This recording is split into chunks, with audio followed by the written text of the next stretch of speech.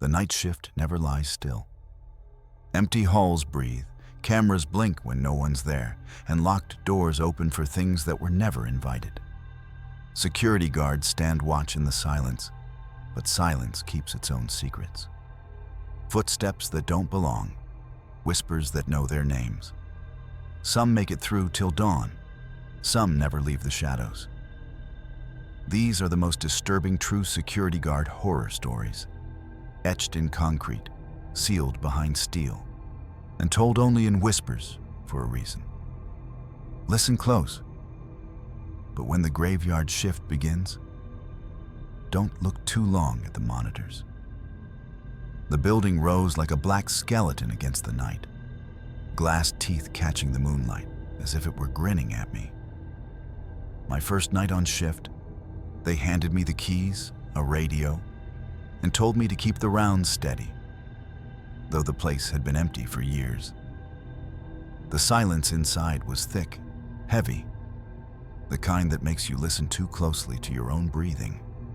My boots clicked against marble floors, the echo rolling up through the hollow throat of the tower. But each time it came back to me, it carried something extra. An edge, a weight, like someone else's step layered just behind mine. I stopped to listen. The air conditioning had long been shut off, yet a draft whispered from unseen vents. A paper, brittle with dust, fluttered on a desk and then settled back into place.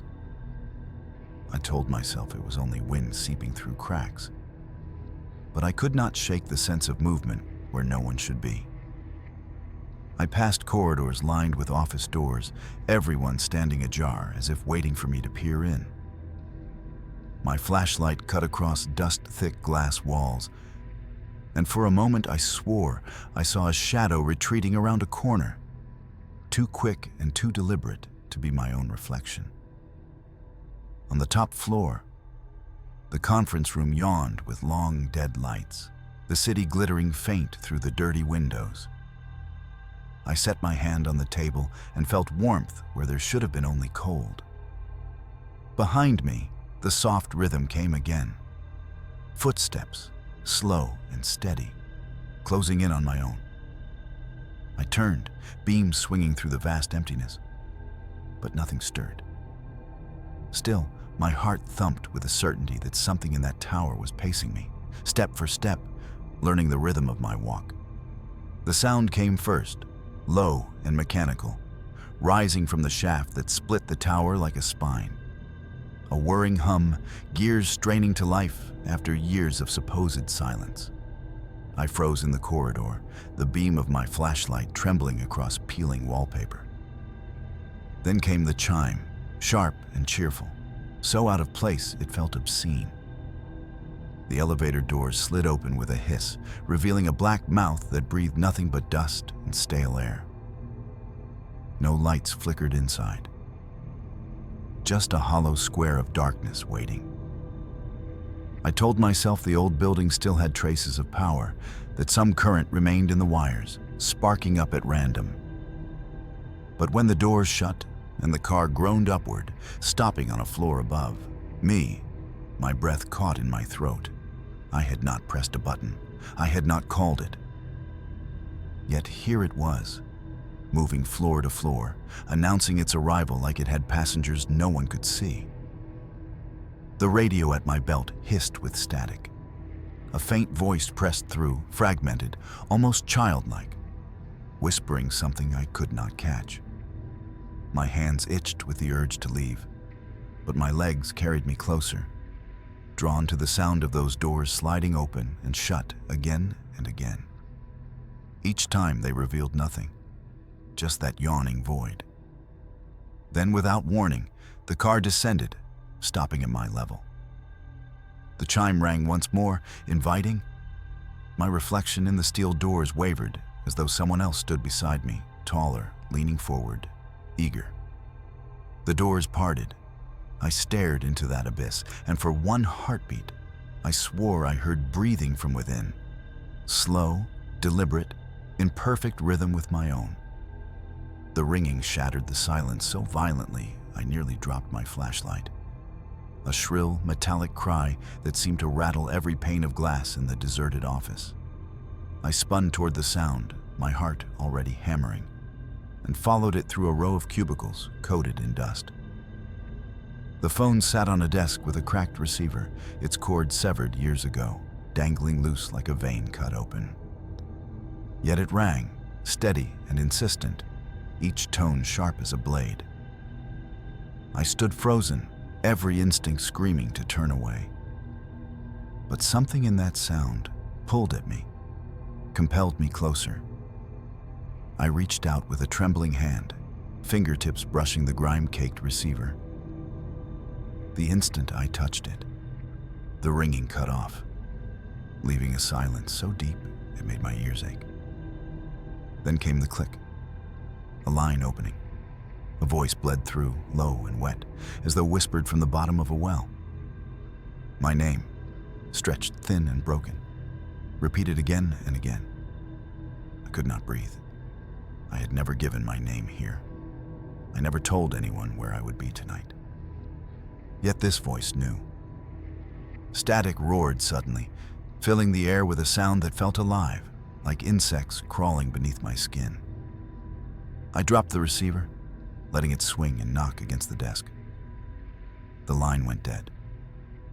In the suffocating stillness that followed, I realized I was no longer alone. The dust on the desk was disturbed, smudged with the impression of fingers too long, too sharp. They had been waiting. They had been listening. And now, I knew with a certainty that hollowed me out. They were coming closer. The voices began as a murmur, too faint to catch words, but sharp enough to cut through the silence like glass splintering underfoot. They drifted down the corridor, echoing between hollow offices, pulling me toward the stairwell. Each step I took, the whispers thickened, rising and falling like conversations in another room. Only there was no other room. Only me, the dark, and that crooked stairwell door hanging ajar. The moment I pushed it open, a stench rolled out, acrid and choking, like wires burned down to ash. The stairwell was pitch black, my flashlight beam slicing through coils of smoke that weren't really there. The walls sweated with something darker than water, streaks that shimmered faintly before vanishing when I drew closer. The voices rose, clearer now. Some laughed, high and brittle, while others argued in frantic tones. None of them belonged in a dead building.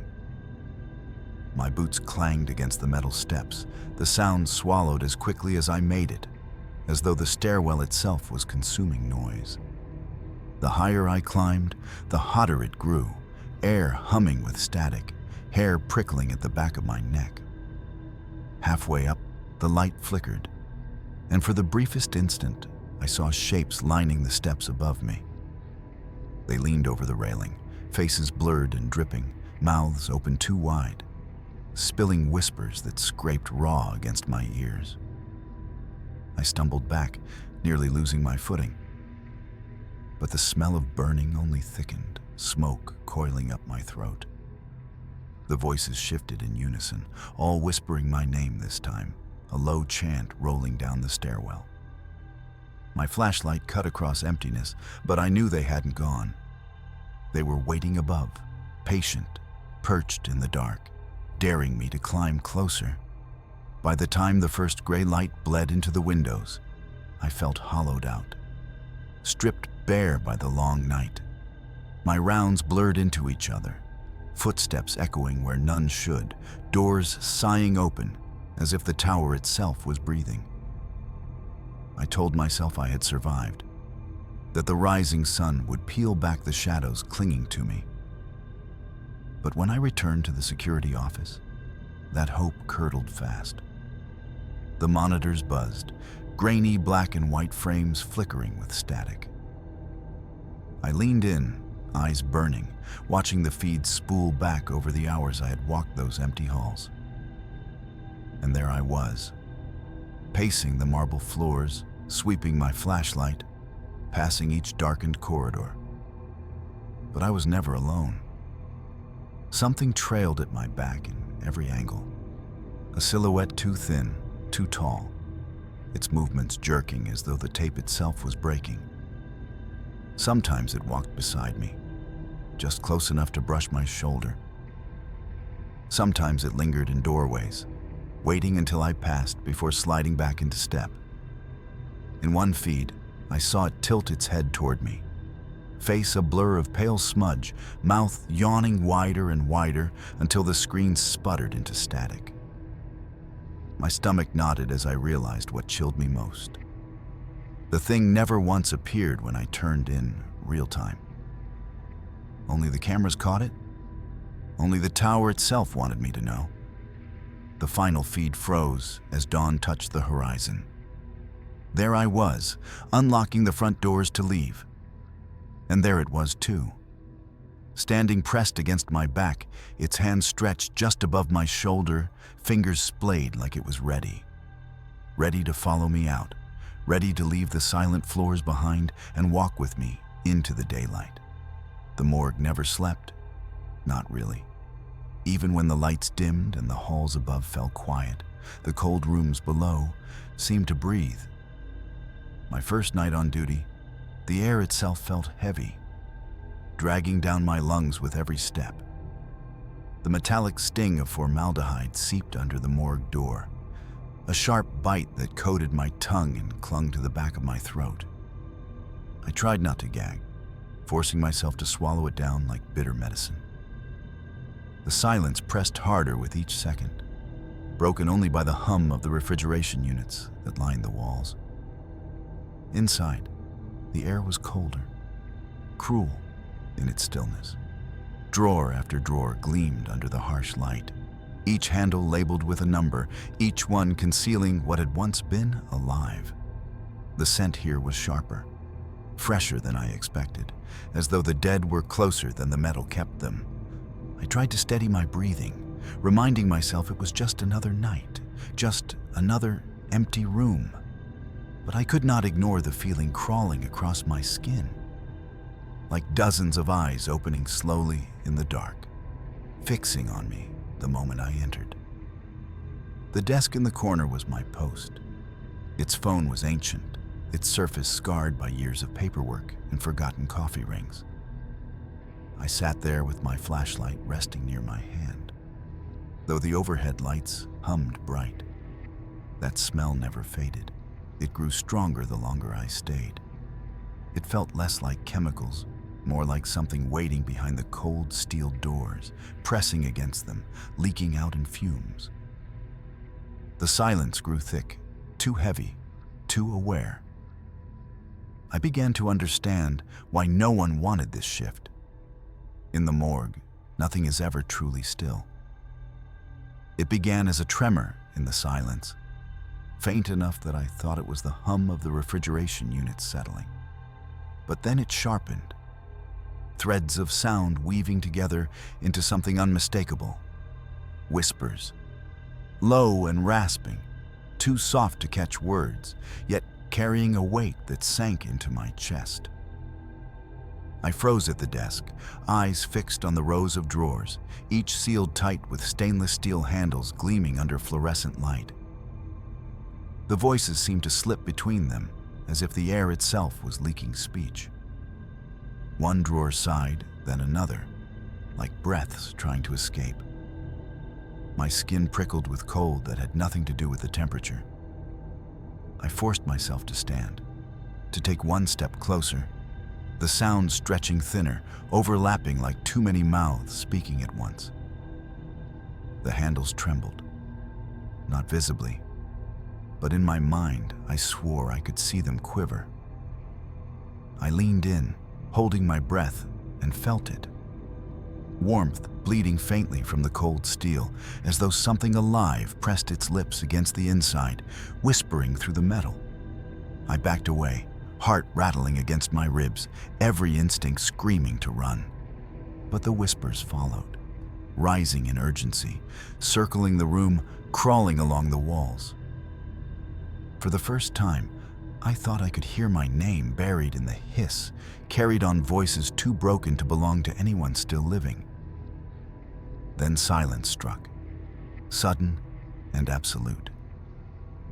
The kind of silence that feels deliberate, like the pause before a door swings open. I stared at the rows of drawers, everyone sealed shut. But I knew that something inside had been trying to speak, and worse, it had realized I was listening. The logbook sat open on the desk, my handwriting steady in black ink, each line accounted for. I had checked every drawer, every body, each tagged and numbered exactly as procedure demanded. Yet when I forced myself back to the row where the whispers had been strongest, my blood iced. One drawer slid out with a metallic groan, and the body inside lay pale beneath its sheet. Only the tag, the small strip of paper tied neatly to the toe, was gone. The cord dangled loose, cut clean. I stared at it, my mind clawing for explanations. Perhaps it had fallen off, perhaps I had been careless. But the knot was still there, tied as I had left it. The tag itself was missing, removed by hands. My throat tightened. I reread the entry in the log. The name stared back at me, clear as day. Yet there was nothing to match it to anymore. The drawer smelled sharper than the rest, not just of chemicals, but of something warm, recent, alive. I pulled the sheet back only an inch before panic gripped me. The skin was not cold enough. The whispers rose again, faint, curling into my ears like smoke. I snapped the drawer shut, metal clanging so loud it echoed through the room like a gunshot. The silence that followed was worse. Thick, waiting. I returned to the desk, forcing my pen to the page, but my hand shook so violently the letters warped. The missing tag haunted the empty space on the line, as if erasing the identity of the one sealed inside. And with every second that passed, I swore the drawer I had closed shifted, just slightly, as though something inside had grown restless without its name. The squeal cut through the stillness, high and sharp, the sound of metal grinding against tile. I snapped my head toward the far end of the morgue where a gurney stood against the wall, motionless just moments before. Now it drifted forward, wheels shrieking as though rust had woken after years of sleep. My throat dried, breath caught. As the gurney rolled slow and steady down the aisle between drawers, guided by hands I could not see. I told myself it was the slope of the floor, a trick of gravity, but the path it took was deliberate. It curved around obstacles, avoiding chairs and bins, its pace measured, patient, until it stopped in front of the very drawer with the missing toe tag. The sheet folded across its surface fluttered slightly, as though someone had exhaled beneath it. The whispers swelled again, filling the room like air pressed from lungs. This time, they weren't muffled. They circled me, thick and heavy, each voice scraping my name, each one daring me to look closer. I gripped the desk until my knuckles cracked, but the gurney moved again, this time jolting, as though something heavy had just climbed onto it. The sheet sagged in the middle, forming, the shape of weight pressing down. It rolled forward once more, straight toward me. The wheels screeched, sparks spitting briefly from metal that should not have touched the floor like that. My legs refused to move, my body rooted in terror as the gurney stopped only inches away, the corner bumping against my shin. The whispers fell silent. I forced myself to peel my eyes toward the sheet.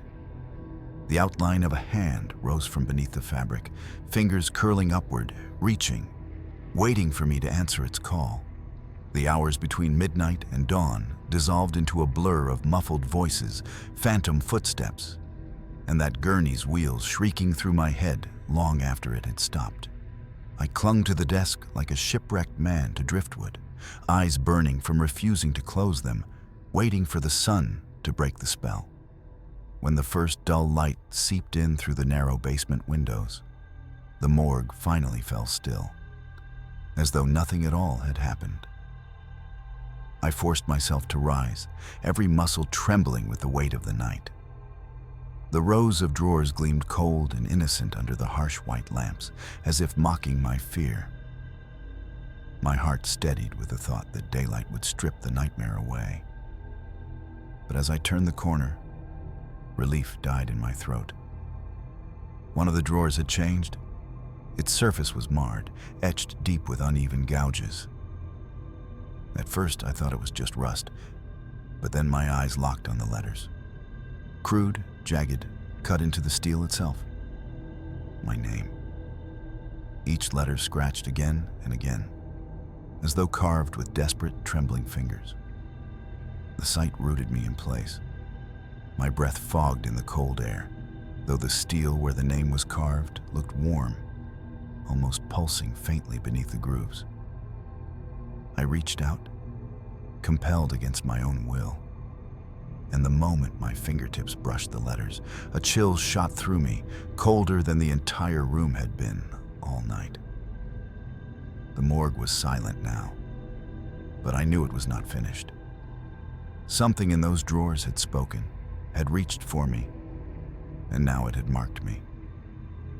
The whisper that slithered through the air was soft as a sigh, but it was enough to shatter me. You belong here.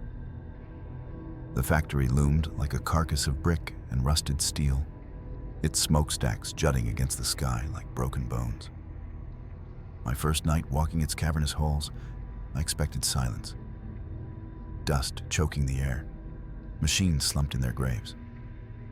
Instead, the moment I stepped beyond the gates, I heard it. The clatter of looms, steady and relentless, echoing from the heart of the building. A rhythm too precise to be mistaken for wind or settling beams. I froze, the sound vibrating through the floor, pulsing up into my legs like a second heartbeat. The factory had been shut down for over 20 years. Power lines severed, water pipes dry, all of it left to rot. And yet, in the dark, the machines were alive. I followed the sound through aisles of skeletal equipment, each loom covered in cobwebs, gears fused with rust. But the noise never faltered. It seemed to shift just ahead of me, retreating deeper into the factory's lungs. My flashlight beam cut across swaths of torn fabric left draped over frames, gray with dust, yet swaying as though stirred by invisible hands. The air was thick with lint and something sharper, something like burnt oil. My throat tightened as the clatter grew louder, faster, until it felt like dozens of machines were working in unison around me. But every time I swung the light across the rows, the looms remained still, their belts frayed, their wheels motionless. I stood in the center of that cavernous floor, the noise closing in, echoing so violently it felt as though the walls themselves were weaving something unseen.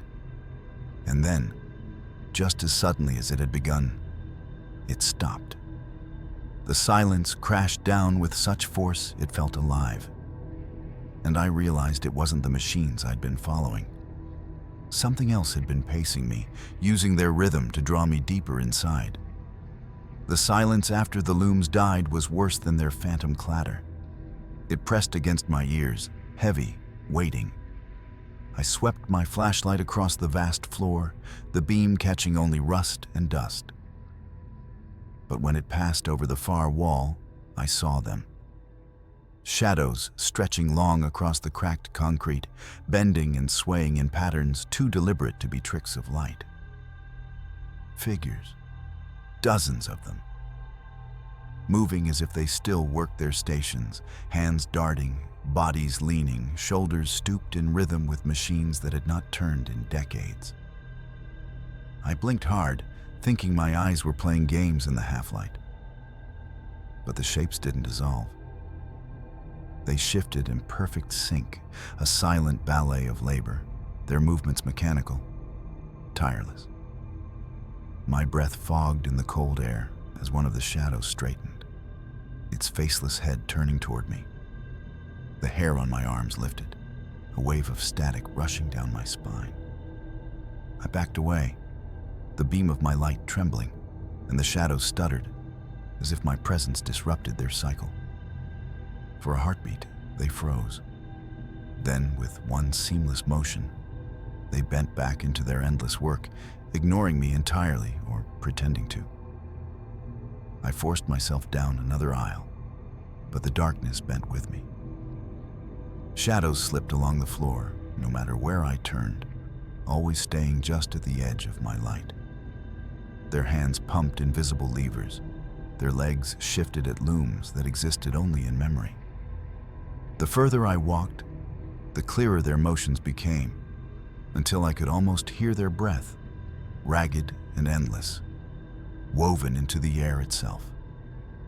The machines might have been dead, but something inside this factory had never stopped working.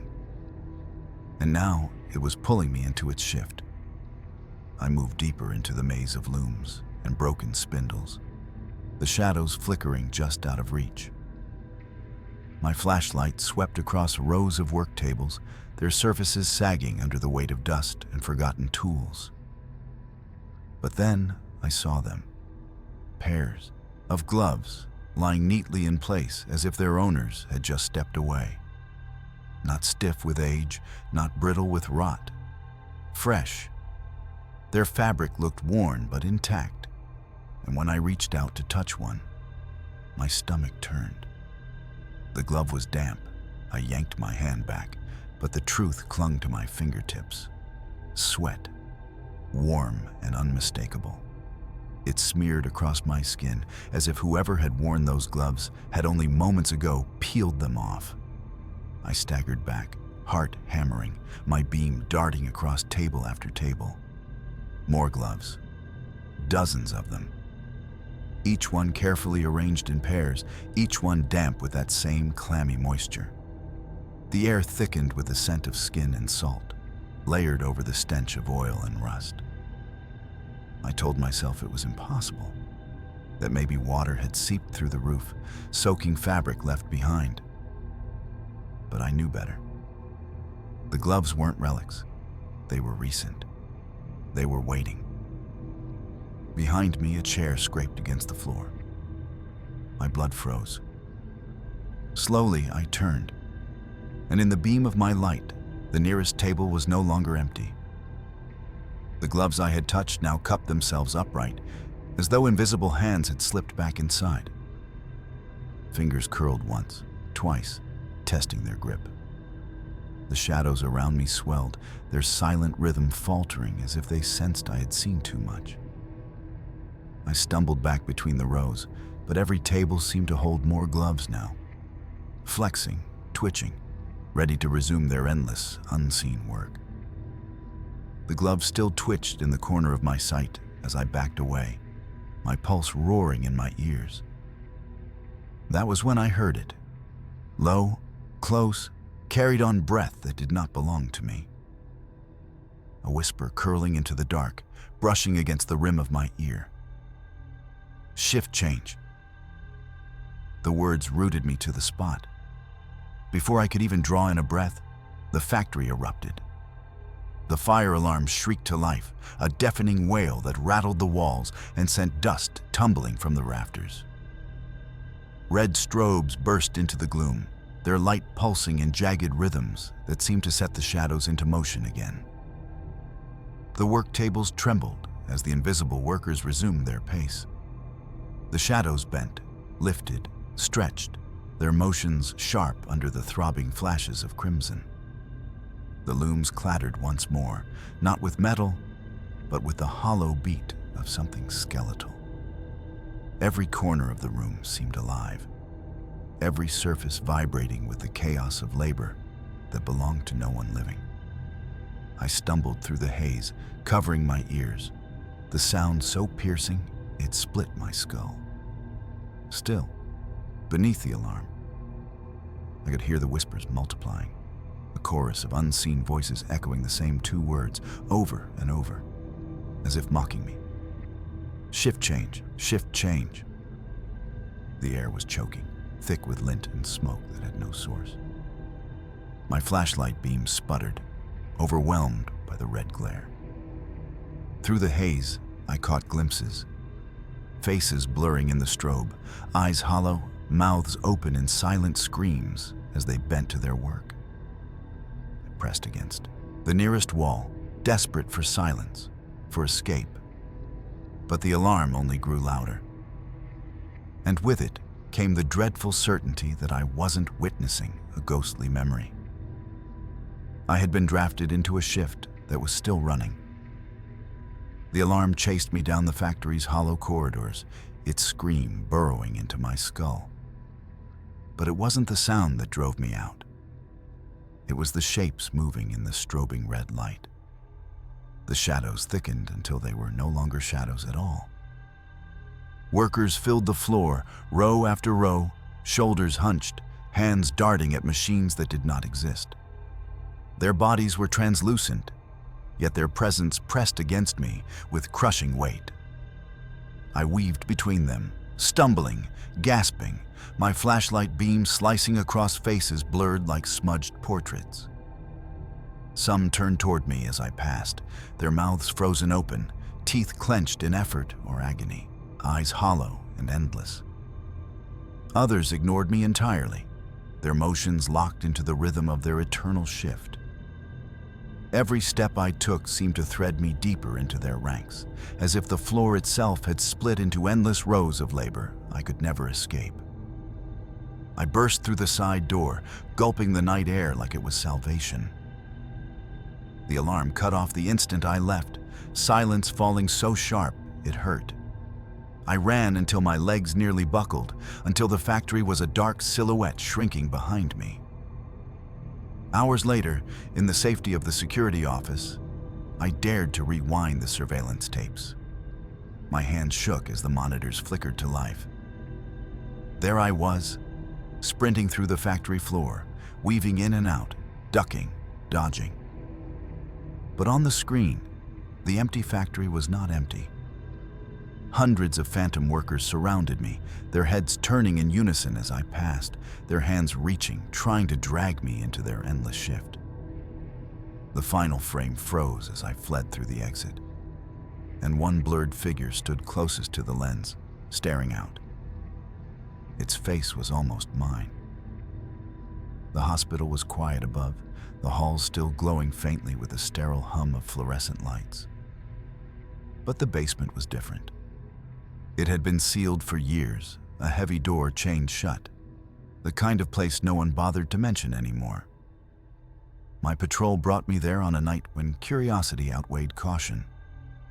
The chain gave way with a reluctant groan, and I stepped into a corridor that smelled of dust, mildew, and something sharper beneath. The air was heavy, stifling, as if it hadn't been disturbed in decades. My flashlight cut across peeling paint, walls lined with rusted gurneys, and cabinets yawning open like broken jaws. I expected only rot and silence, but the first thing I saw was the desk. It sat in the center of the hall, covered in folders swollen with age. Charts lay open, their pages yellow and brittle, but the ink scrawled across them was still sharp. Names, numbers, conditions, treatments, handwriting locked in time. I brushed a page with my fingertip and the dust smeared away, revealing not faded ink, but fresh, as though it had just been written. The hairs on my arms rose. The papers weren't scattered in disarray. They were placed carefully, methodically, as if someone had only stepped away for a moment and might return at any second. Behind me, the basement door clicked shut, the sound echoing down the corridor like a gunshot. My light trembled over the charts again, and I noticed something I hadn't before. The final line on the topmost page wasn't a treatment note. It was a date, tonight's date, and beneath it, my name, written in ink that gleamed wet, as though it had been waiting for me to find it. The silence did not last long.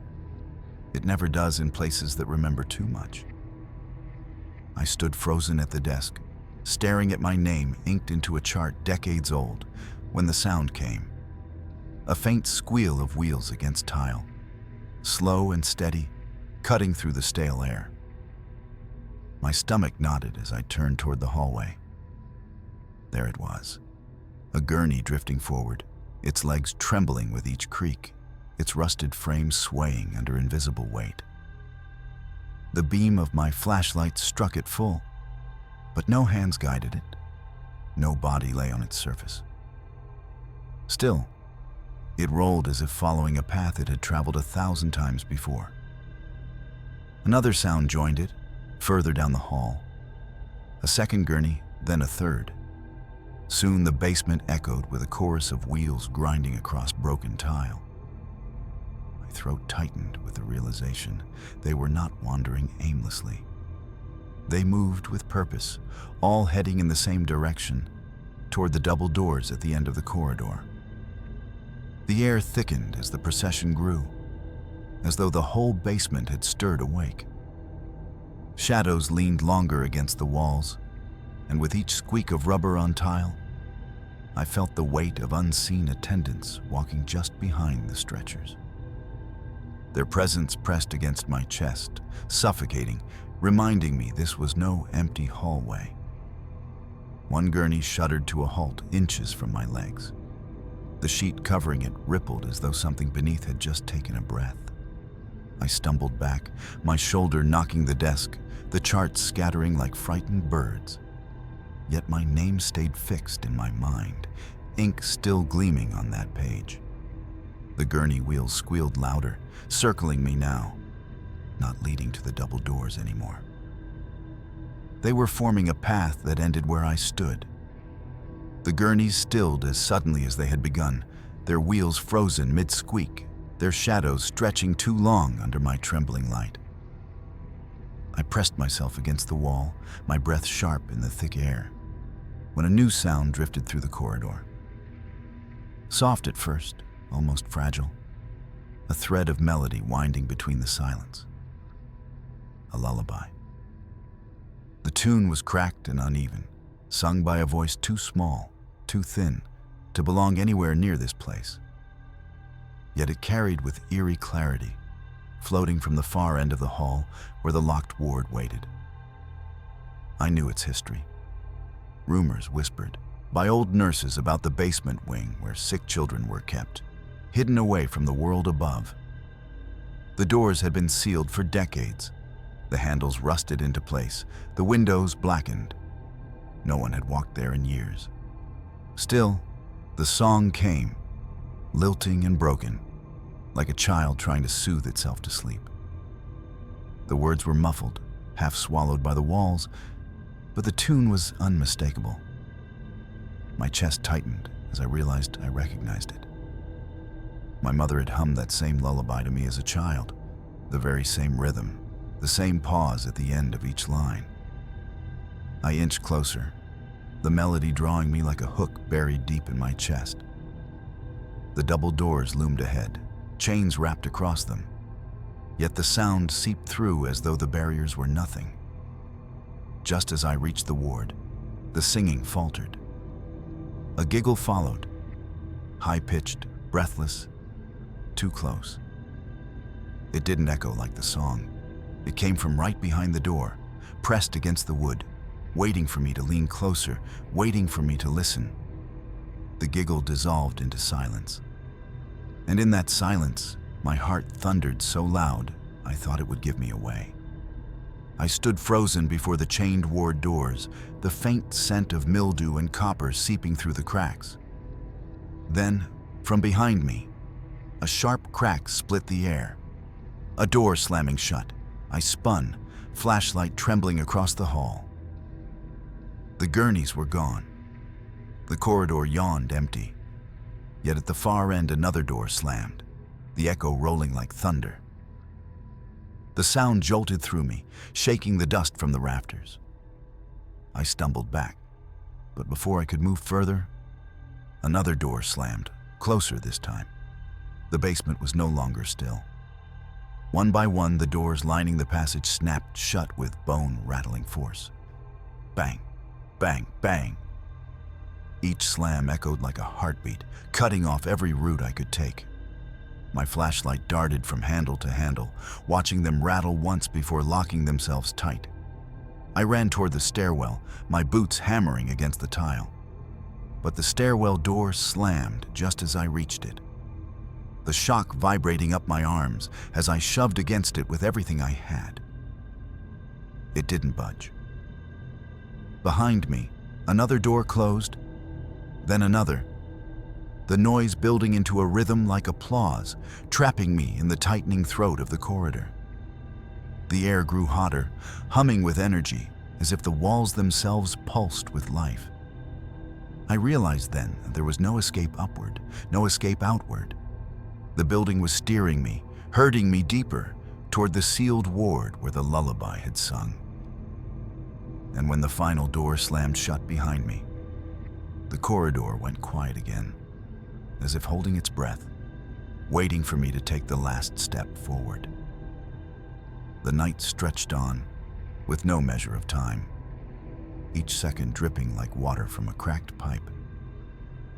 I stayed pressed against the chained ward doors, every muscle stiff, waiting for the next slam, the next whisper, the next breath that was not mine. But nothing came. The silence returned, thick and smug, as though the basement had swallowed me whole and found no need to spit me back out. I must have dozed with my back to the wall, though sleep felt like drowning with my eyes open. When the first thin streaks of daylight bled through the high, grimy windows, the air shifted. The humming in the walls eased, the grip of the basement loosening. I forced myself to rise, knees trembling, and tested the nearest door. It swung open easily, hinges groaning like they hadn't moved in decades. My chest tightened as I checked another and another. Every door that had trapped me in the night now stood free, as if nothing unnatural had ever happened. Relief should have come then, but it didn't. Because when I turned toward the wall opposite the chained ward, my breath caught. Letters stretched across the peeling paint, crude and uneven, scrawled in a dark, flaking stain. Blood, dried long ago, but fresh enough to carry a copper tang in the air. It was my name. Not once, but carved over and over, written in strokes that shook with a desperate hand. Some letters were smeared as if dragged by a finger, others pressed deep into the wall. My knees weakened as I stepped closer, recognizing the shape of my own handwriting bleeding through the mess. By morning, the hospital had released its grip. The doors were open. But the wall told me the truth. I had never been alone down there, and whatever had whispered my name was patient enough to write it until I finally joined it. The final gate clanged shut with a hollow echo, the padlock snapping into place beneath my trembling hands. The mall's hum, the soft chatter of voices, the shuffle of footsteps, the tinny music drifting from storefront speakers, vanished in an instant, leaving me in a silence so complete it pressed against my chest. My keys jingled too loud in my pocket, every sound amplified in the cavernous emptiness. The overhead lights dimmed to their graveyard glow, buzzing faintly, casting long shadows across the polished tiles. Stores that had glared with neon hours before now stood hollow, their glass facades black as teethless mouths. The food court, usually alive with clatter and grease-slick laughter, yawned wide and vacant, tables sitting like abandoned islands in a frozen sea. I started my patrol, each step echoing as if chased by something just behind. My flashlight beam bounced across mannequins lined in stiff ranks, their blank faces tilted in frozen curiosity. I knew their positions by memory, yet somehow they seemed closer to the glass than they had been when I passed earlier. My skin prickled, but I shook the thought away, pressing on through the endless corridors. The air had a stale sweetness, the faint ghost of perfume and popcorn, clinging like a memory that refused to fade. Yet beneath it ran something sour, metallic, as if the air ducts were bleeding. I swallowed hard, my throat tightening. Somewhere deep in the mall, a single, metallic clink echoed, sharp, deliberate, too loud to be random. My breath caught, the silence collapsing around me again, swallowing even the sound of my own heartbeat. For the first time that night, I understood why so many guards had quit this shift. The mall after midnight wasn't empty. It was waiting. The metallic clink still echoed in my head as I swept my light across the storefronts. The sound had come from somewhere deeper in, maybe the clothing wing. Boots tapped nervously on the tile as I followed the corridor, the silence folding tighter around me with every step. When I reached the store, the glass doors reflected my face back at me, pale and uncertain. I pushed inside, the smell of stale fabric and dust pressing close. Mannequins stood in their poses, frozen mid-stride, heads tilted at angles that seemed almost mocking. I remembered passing them earlier, neat rows at the front, backs turned to the racks of clothes. But now they were different. A pair stood closer to the aisle, one arm raised slightly as though it had been reaching out. Another had its head turned sharply, staring straight toward the entrance where I stood. My stomach clenched. I had not left them this way. I forced myself to step further inside, my beam cutting across their featureless faces. Their shadows stretched long and crooked across the floor, bending in ways the light didn't justify. I tried to laugh under my breath, to tell myself it was exhaustion, a trick of memory. But the air in the store was too heavy, the silence too thick, as though waiting for me to notice. As I passed deeper between the racks, I heard a faint creak behind me. I swung my light back. One of the mannequins had moved closer, its arm extended farther, fingers hovering inches from the shirts on the rack. My pulse spiked, breath coming sharp and shallow. The store was full of them, crowding in rows, glassy eyes fixed on me. And with a crawling certainty, I realized they weren't posing anymore. They were gathering. I left the clothing store with my skin crawling, the mannequin's blank stares still burning in the back of my mind. My boots echoed too loud as I hurried down the corridor, desperate to shake the feeling that I was being followed. The food court opened wide ahead of me, tables scattered like islands in the glow of weak, fluorescent light. For a moment, relief trickled in, until I heard it. Footsteps. Light, deliberate taps on tile, not echoing with my rhythm, but weaving between it. I froze, ears straining. They moved in circles, pacing, circling the tables like someone deciding where to sit. But there was no one. The court was empty, chairs overturned, counters closed tight. Still, the footsteps tapped. Closer now, quick and playful like a child running barefoot. I crept forward, beam of my flashlight darting from table to table. That was when the first ketchup packet burst. A sharp pop split the silence, red splattering across the table edge, streaking down like something arterial. Then another packet burst, then another, until the tables were dripping, puddles spreading crimson against the pale tiles. The smell of vinegar and salt twisted into something coppery, metallic, something that made my stomach lurch. The footsteps sped up, a frantic tap-tap-tap weaving around me as more packets erupted, staining the court in grotesque patterns.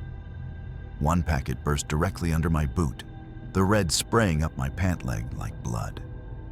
The air grew heavy, thick with the stench of iron, as though the entire food court was bleeding. And above the pounding footsteps, I swore I heard it.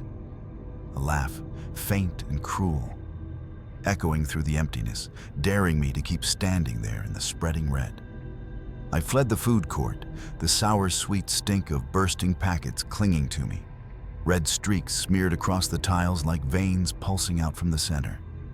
My boots carried me faster than I meant to go, until I stumbled into the security office, breath ragged, palms slick with sweat. I slammed the door behind me, needing walls, needing distance from the laughter still echoing faint in my ears. The monitors flickered, rows of grainy screens showing every corner of the mall. For a moment, the sight steadied me. Empty halls, silent stores, the food court glistening with its false blood, but otherwise deserted. I sank into the chair, letting out a shuddering breath. Then I froze. On the center screen, the feed from the very office I sat in came alive. The camera above the door showed me slumped in the chair, head tilted, body slack as though I had been sleeping for hours. My stomach turned ice. I was not asleep. I was sitting upright, wide awake, staring at the screen that showed me drifting in dreams I had not entered. I leaned forward, eyes burning, and the image twitched. The other me shifted slightly, head rolling to the side. My mouth in that grainy reflection curved, stretching into a smile I could not feel on my own lips. I whipped around toward the corner where the camera blinked, but the chair behind me was empty. My skin tightened over my bones, breath rasping in my throat as I turned back to the feed. The figure was still there, grinning wider now, eyes half-lidded as though mocking me. And then, with a slow, jerking motion, that version of me began to rise. The figure on the monitor rose with that awful twitching grace, and I could not move. My chest locked, my breath jagged, as though I were tethered to the screen. Then static consumed it, swallowing the image in a haze of white snow. The hum of the monitors carried me through the long hours until my body sagged in exhaustion, eyes burning, head heavy. I did not sleep, but I drifted in that borderland where fear dulls into numbness. When the first gray light of dawn seeped through the high windows, the mall felt lighter, though not safer. The silence no longer pressed quite so hard, but something had shifted in it. I forced myself from the chair, legs unsteady, and began the final round before I could lock the doors and leave. The corridors glowed with the weak sun bleeding through skylights, dust dancing in pale beams.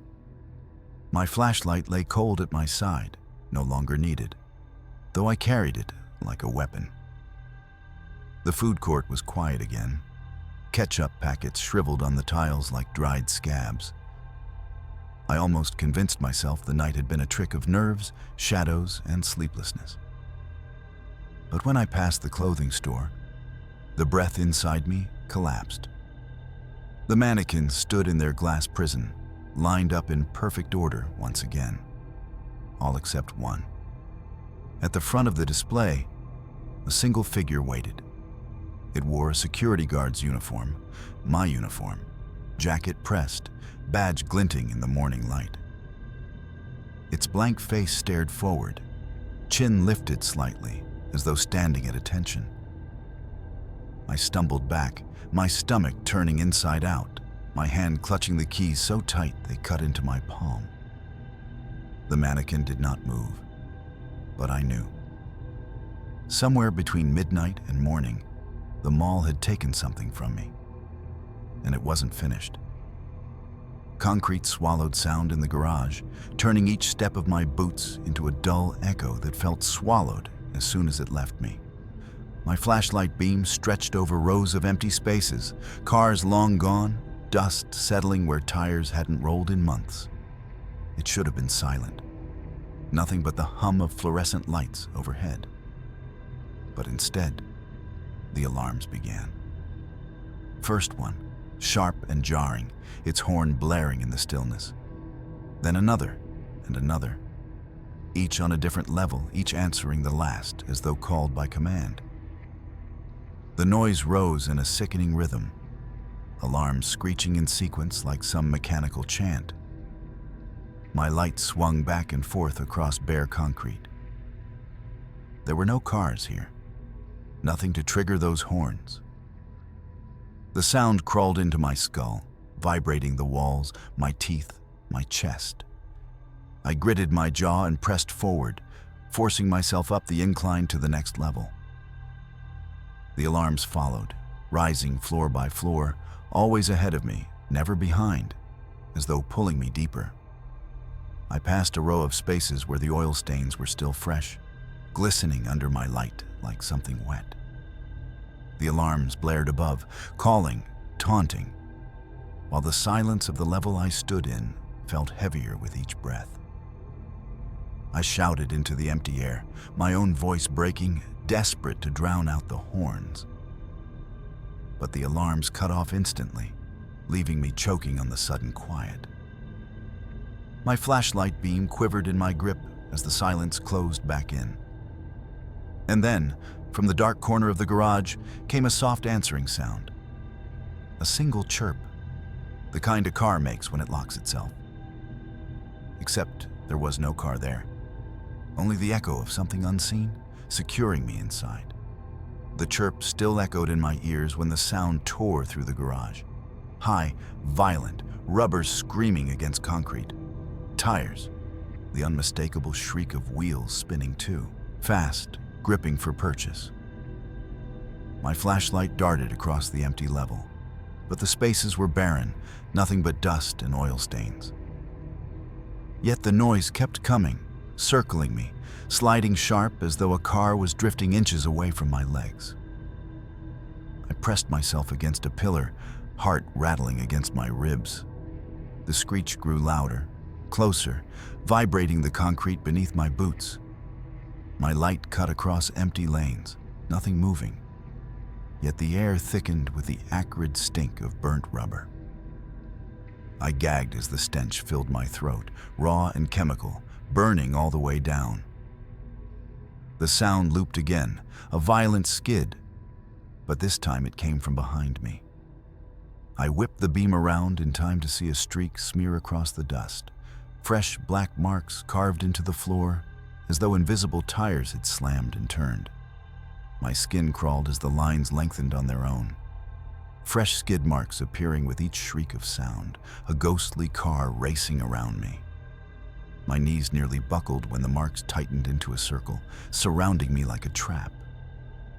The screeches spiraled higher, sharper, until I could barely hear my own ragged breath. The beam of my light flickered across the empty ring I now stood inside, caged by rubber burned into concrete. Then silence fell again, sudden and brutal. The stink lingered, the black scars cut deep around me, proof I wasn't imagining it. But silence was worse than the noise. It meant the thing I could not see had stopped circling. It meant it was waiting. The silence pressed heavy, suffocating, broken only by the hum of the lights overhead. Then one flickered, stuttering like a dying pulse. My gaze snapped upward, and in that fractured glow, something moved. A shadow stretched long across the wall, darting between pillars, its form too tall, too jagged to belong to any human shape. I swung my flashlight, the beam cutting into corners, but nothing solid met my eyes.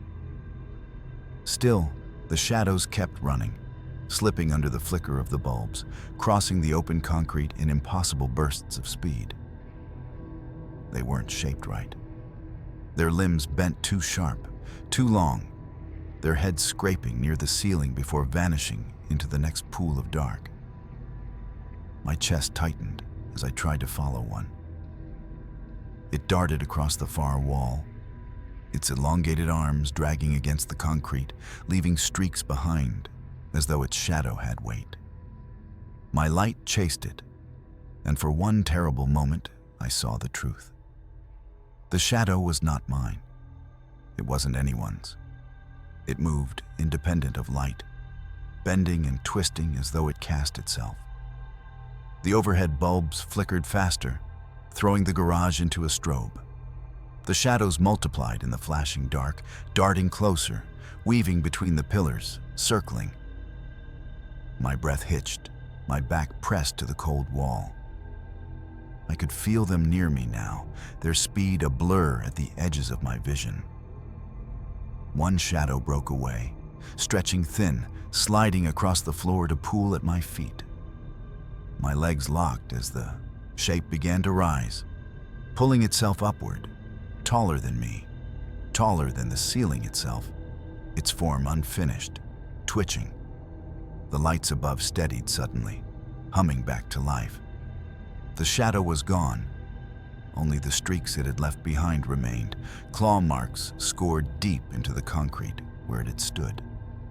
The claw marks still burned in my mind when the scream tore through the garage.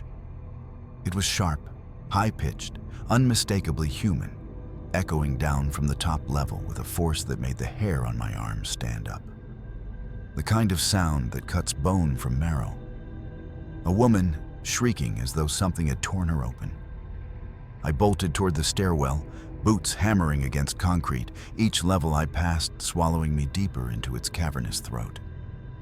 The scream came again, shorter this time, strangled, and then silence. My breath came ragged as I pushed the final door open and stepped onto the roof level.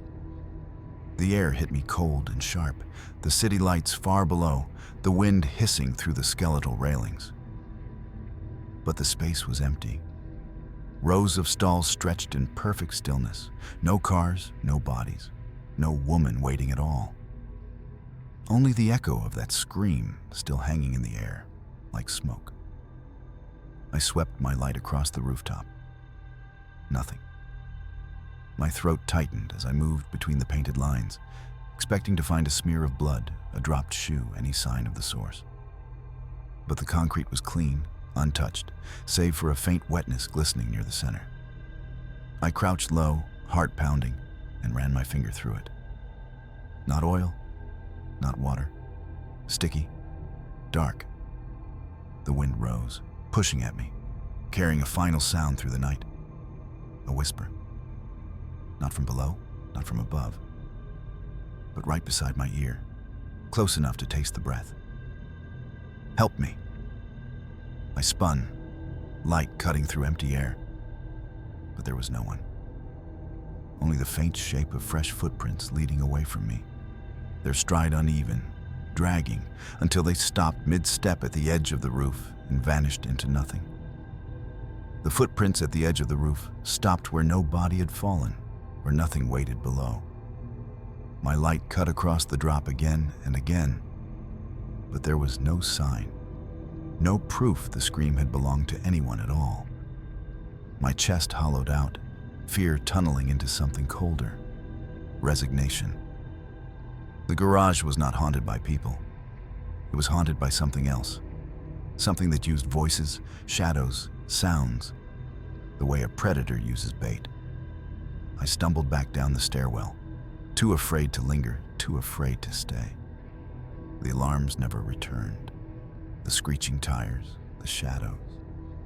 They all fell silent as though my leaving satisfied whatever lingered there. By the time I reached the ground level, the garage seemed dead again. Just concrete and echoes. No trace of the nightmare I had crawled through. I left my post that night, keys in hand, breath trembling. I remember unlocking my car. I remember sliding into the seat, engine coughing awake, headlights cutting across the Yeowasu, garage's gaping mouth. That is where my memory ends. Morning came, and they said my car was found idling near the far wall, driver's door wide open.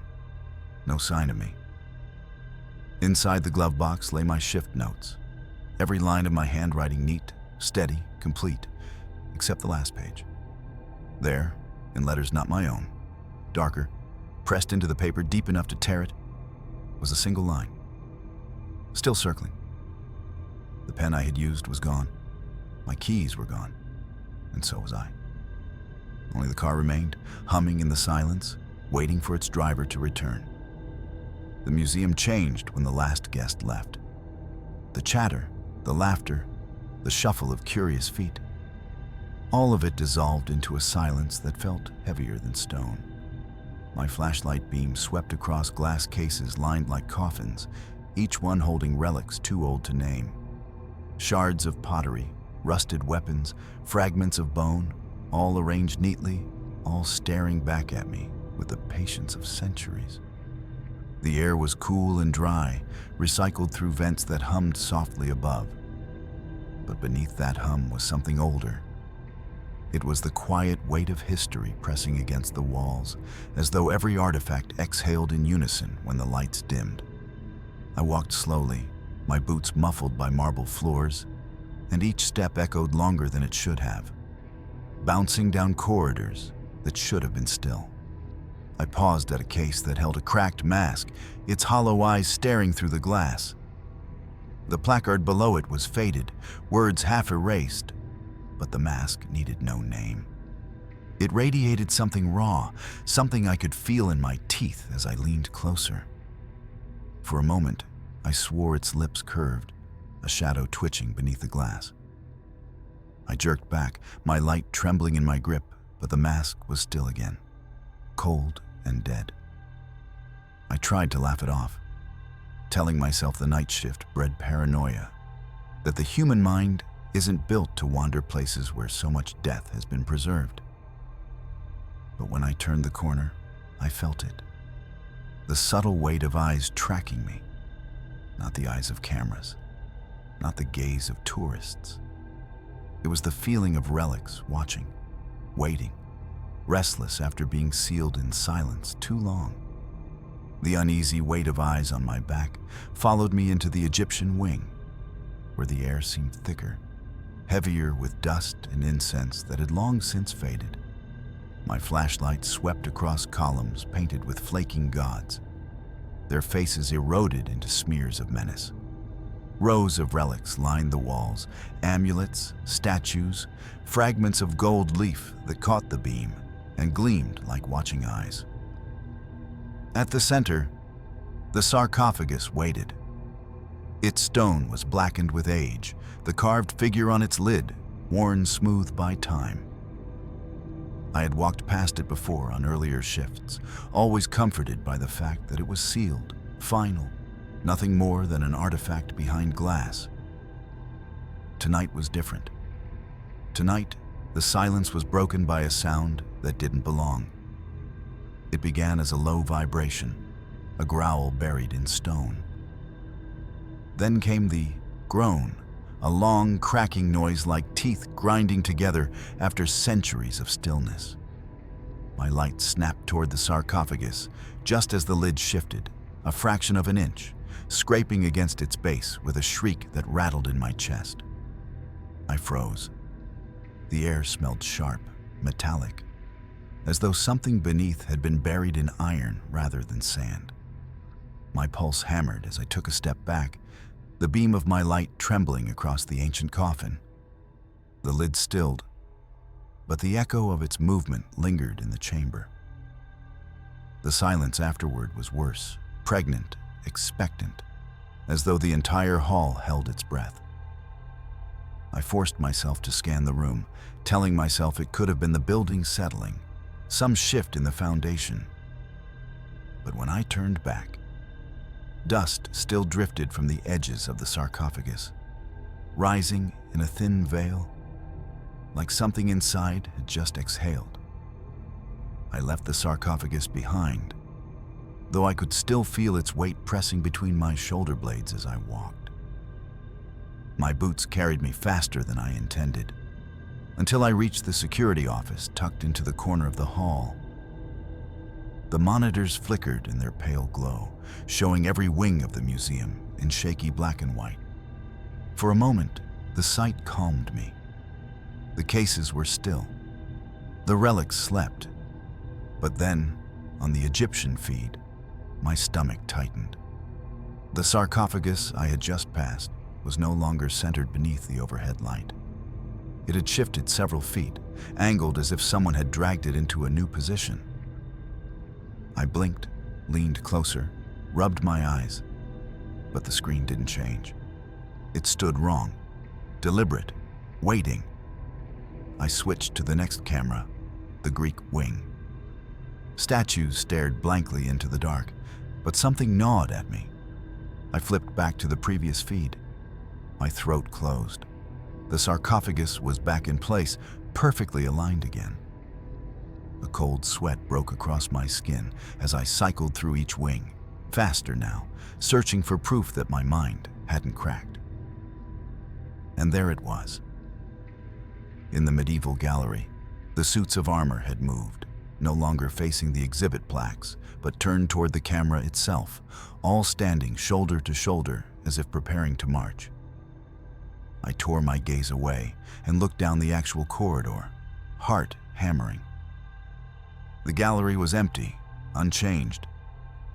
But when I looked back at the screen, the armor had shifted again, closer, their heads tilted, their hollow eyes staring into the lens as though they knew I was watching. Every time I turned away from a feed and back again, the exhibits rearranged themselves inch by inch, until I realized the truth.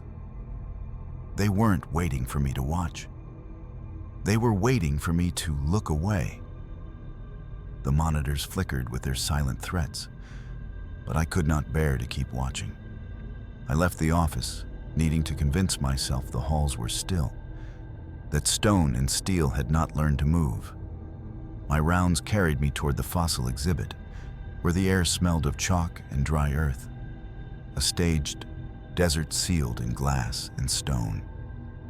The crunch came as soon as I stepped inside.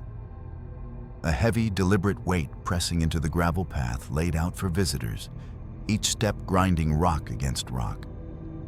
My light swept across the exhibit, illuminating towering skeletons, spines arched, jaws open in eternal hunger, bones wired into perfect displays. Nothing moved, yet the footsteps did not stop. They circled me, slow and patient, too heavy to be human. The sound reverberated against the walls, filling the vast chamber, making it impossible to tell where they began or ended. My chest tightened as the crunching grew closer, pausing between each step, as if something massive was shifting its weight carefully, savoring the silence between movements. I aimed my beam at the ground. The gravel shifted on its own, small stones tumbling inward, leaving behind fresh impressions of feet too large to belong to anyone alive. They trailed toward the largest skeleton in the room, a predator that had loomed over visitors for decades. Its skull caught my light, hollow sockets staring down, ribs casting shadows like cage bars. The crunching stopped. The silence grew thick, broken only by the faint creak of metal wires straining under weight.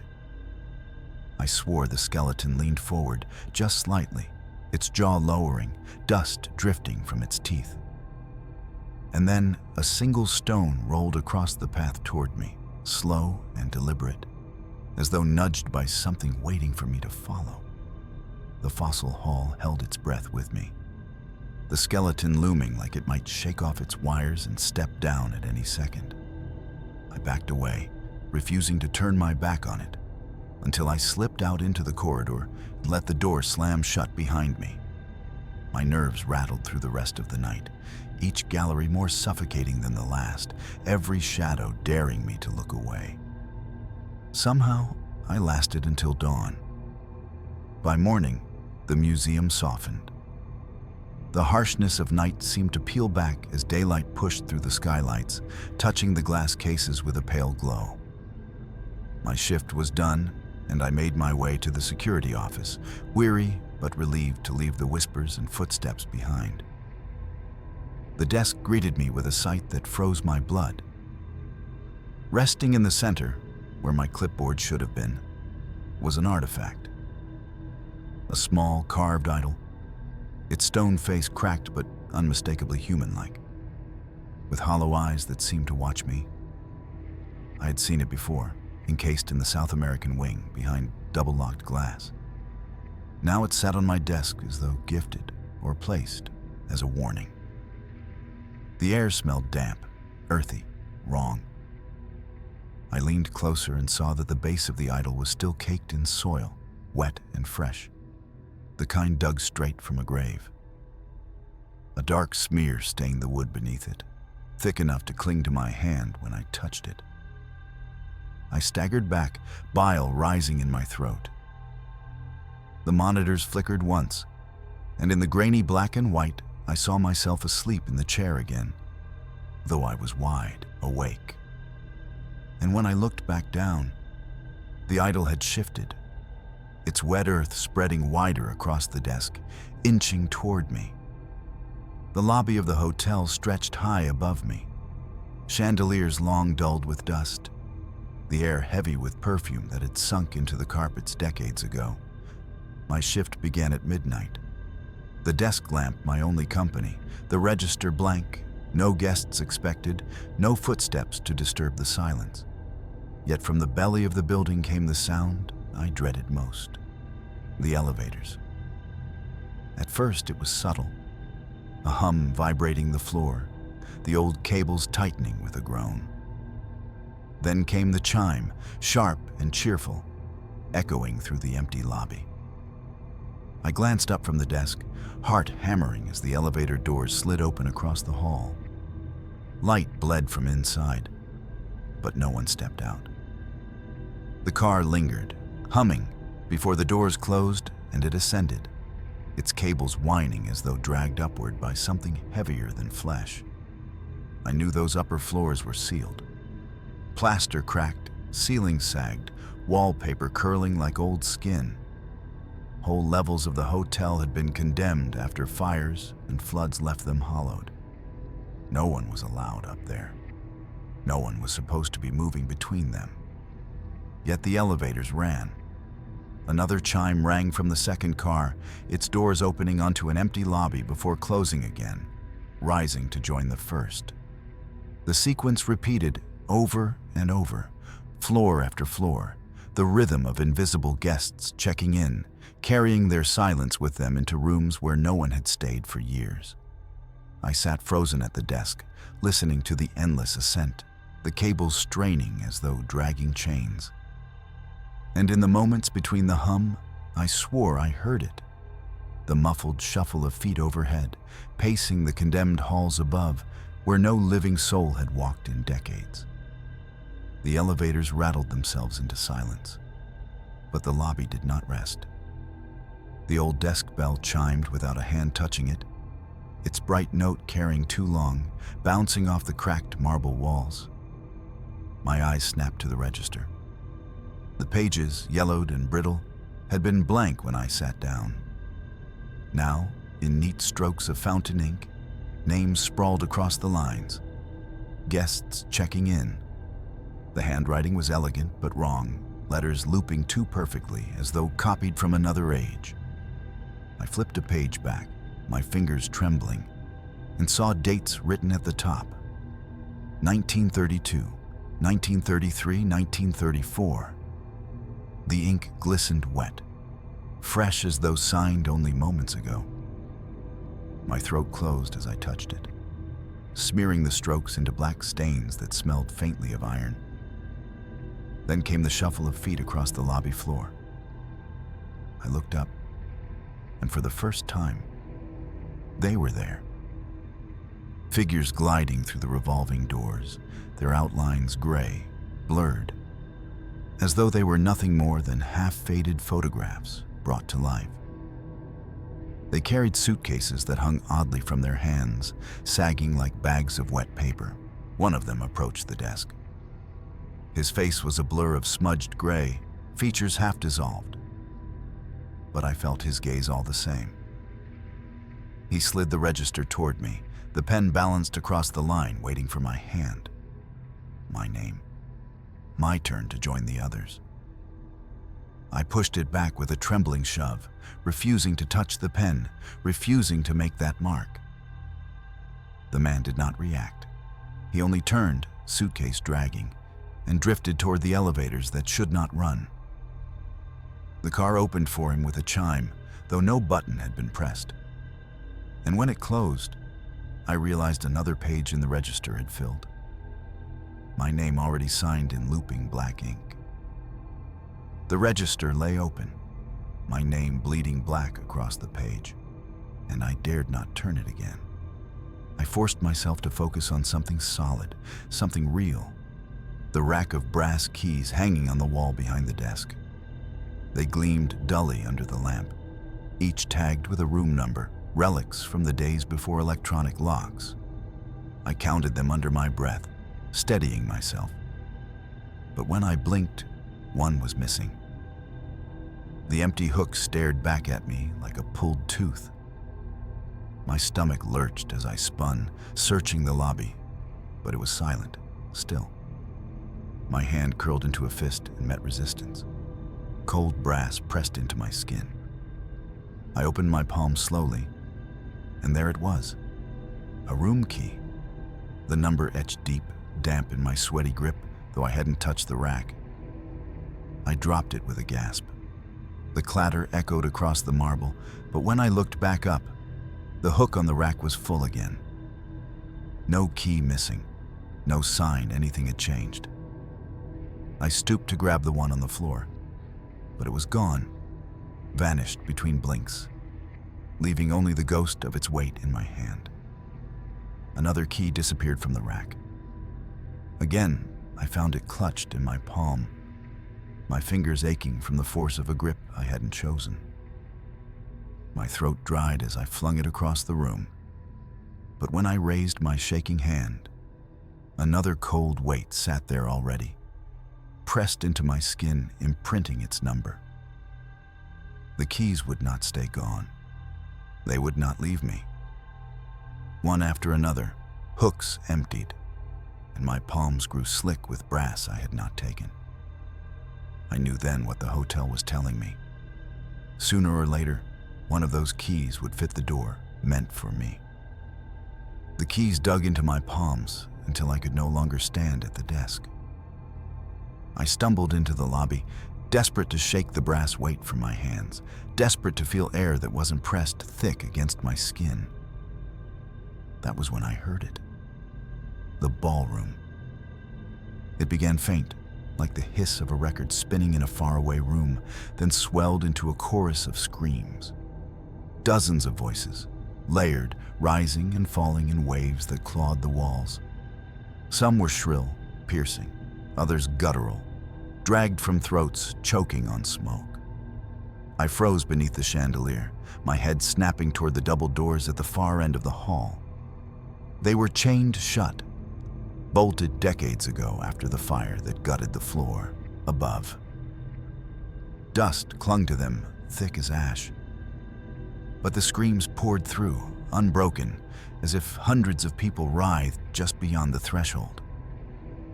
My flashlight beam quivered as I trained it on the doors, half expecting them to bow outward from the force of bodies slamming against them.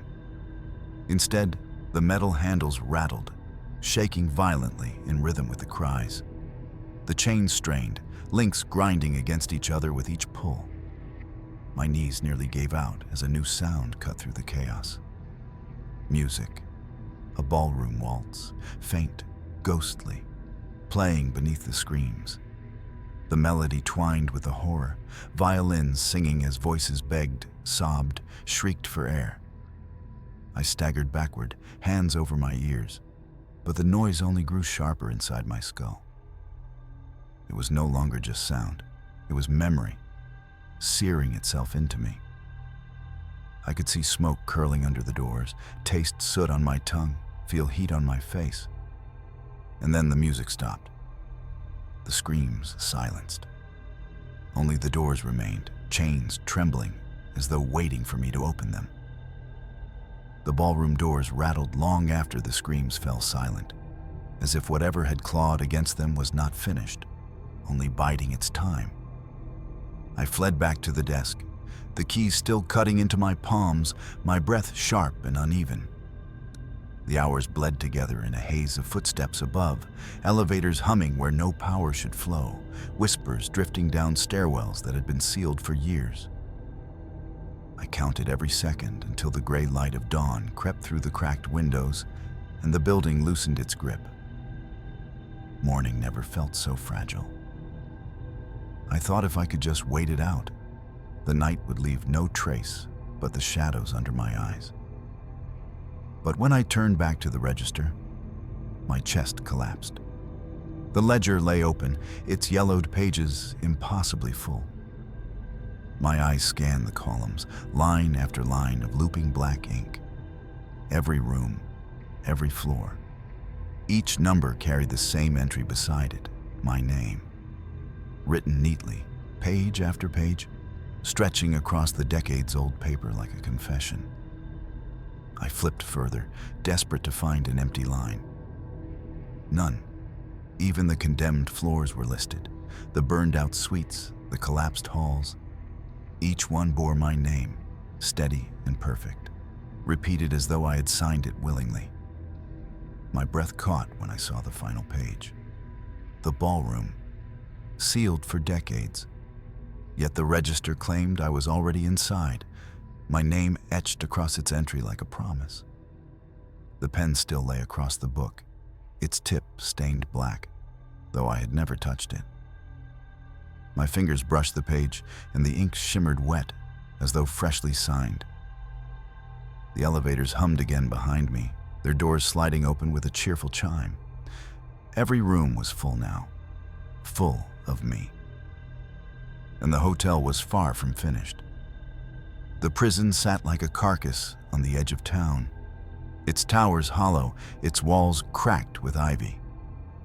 My boots struck the catwalks as I made my rounds, each step echoing down into the tiers of rusted bars below. I counted them to keep my mind steady. 1 cell, 2, 3. Each identical, each dark. The air smelled of iron and mildew, the stink of a place that once held too much fear to ever wash clean. Every sound carried here. The scrape of my flashlight against the railing, the scuff of my soles, even the breath pushing through my teeth. All of it bounced back at me from the walls. The echoes multiplied until it felt like someone else was walking just behind me, pacing each step, breathing down my neck. I paused and leaned over the railing. My light swept across row after row of empty cells, doors gaping like mouths. The silence below seemed endless, but the echoes didn't match. When I held my breath, the sound of breathing kept going, hollow and rasping, drifting up from the tiers like a voice trapped in stone. I tightened my grip on the flashlight, telling myself it was nothing but bad acoustics. Still, when I resumed pacing, the second set of steps returned, louder this time, slower. It wasn't an echo. It was a rhythm, one that dragged its heel, lagging just enough to remind me I wasn't walking alone. I quickened my pace, counting bars, counting shadows, trying to outwalk it. But the footsteps followed, no matter how fast I moved, slamming against the tiers below like a chain dragging across the floor. The prison had been shut down for decades, yet tonight, it felt like the inmates still walked, and one of them had chosen to walk with me. The phantom footsteps drove me down into the lower blocks, where the walls sweated rust and the air thickened with mold. My rounds carried me to the old shower rooms, a tiled cavern where voices had once howled off the stone and steam had curled toward the ceiling. Now the drains gaped like black mouths, clogged with filth, the pipes overhead flaking away in long strips of rot. The water had died here long ago, leaving only the stink of mildew and old soap. I had barely stepped through the threshold when the sound began. Chains, a faint metallic jangle rising from the stalls. At first, it was irregular, like a stray draft tugging at a forgotten hook. But then it grew steady, deliberate, links clashing against each other in rhythm. My light swept across the rusted nozzles, the cracked tile, the long shadows stretching between each stall. Nothing moved. The sound intensified, links pulling taut, rattling, snapping like something straining against its restraints. I backed toward the door, every nerve urging me out. But the chains seemed to follow, clanging louder, closer, until they rang inches from my ears. I swung my flashlight wildly, beam cutting through the choking dust, and for an instant I swore I saw them. Chains dangling from nowhere, suspended in the stale air, writhing like snakes as they thrashed against unseen hands.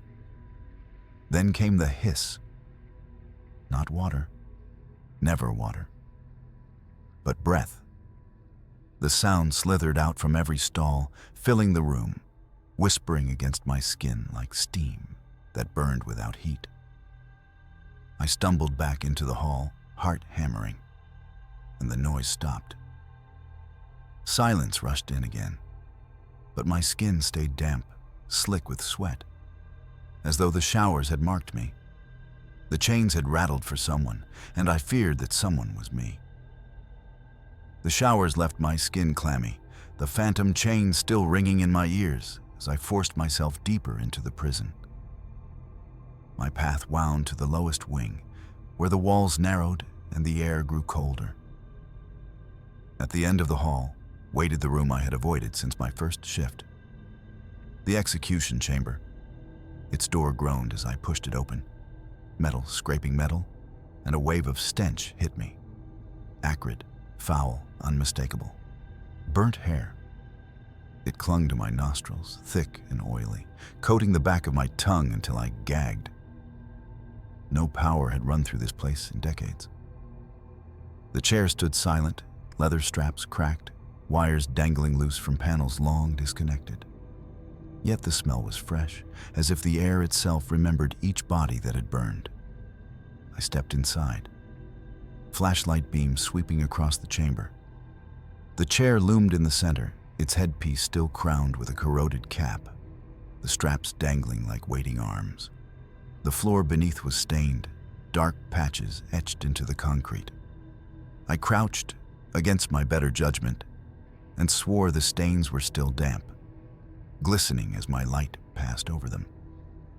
Then came the hum, faint at first, low and steady, vibrating the walls. My flashlight flickered, and the smell grew stronger, choking. The wires twitched against the floor, rattling softly as though alive.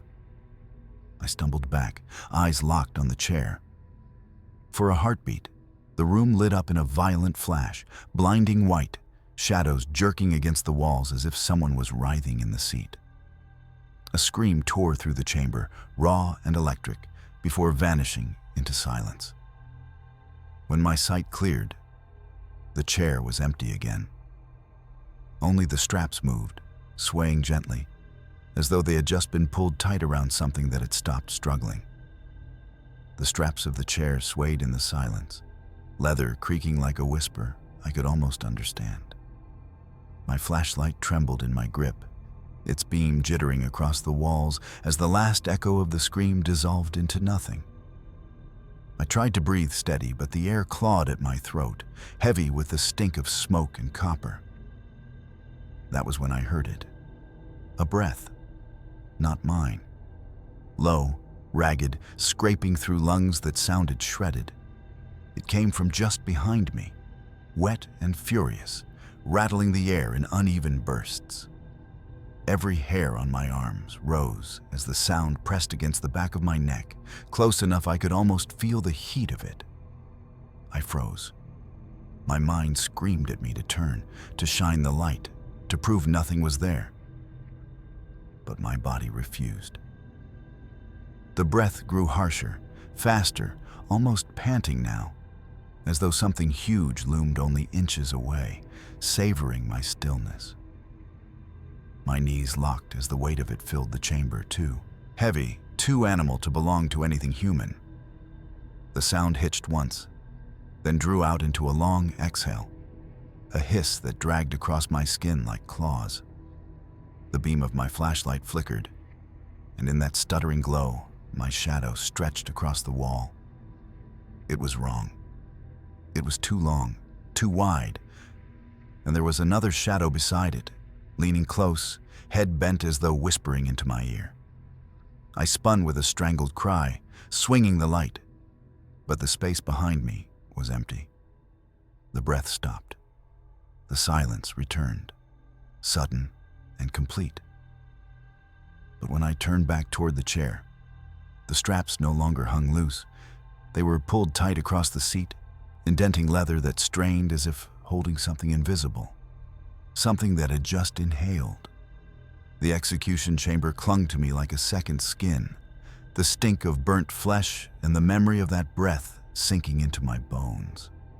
I fled, stumbling through corridors where every echo seemed sharper, heavier, dragging at my heels. My radio hissed with static at my belt, a faint crackle that rose and fell as though something pressed against the other end. I wanted to rip it off, to silence it, but duty anchored me. Fear twisted into stubbornness. By the time I reached the central block, the static had shifted. Words bled through, muffled at first, tangled in the hiss. I stopped cold, raising the radio closer to my ear. My stomach clenched. It was my voice. Not similar, not close. Mine. Every inflection, every stammer, begging, broken. Please, let me out. Please, I can't breathe. Please. The words repeated, looped, as though torn from my throat and trapped inside the signal.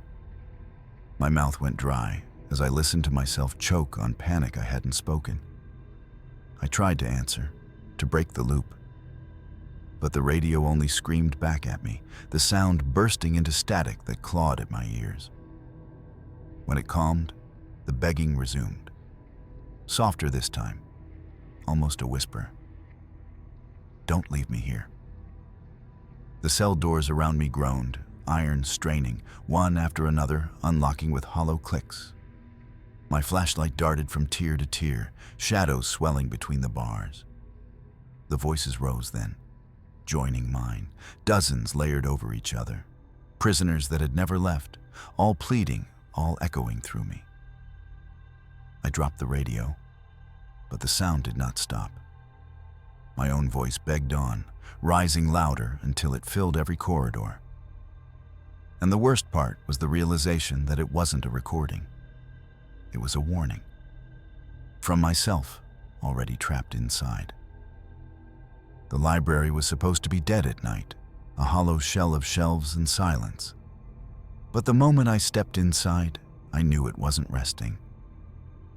My flashlight beam slid across endless rows of books, their spines lined in neat soldiers, titles half faded with dust. I brushed one with my hand and nearly dropped the light.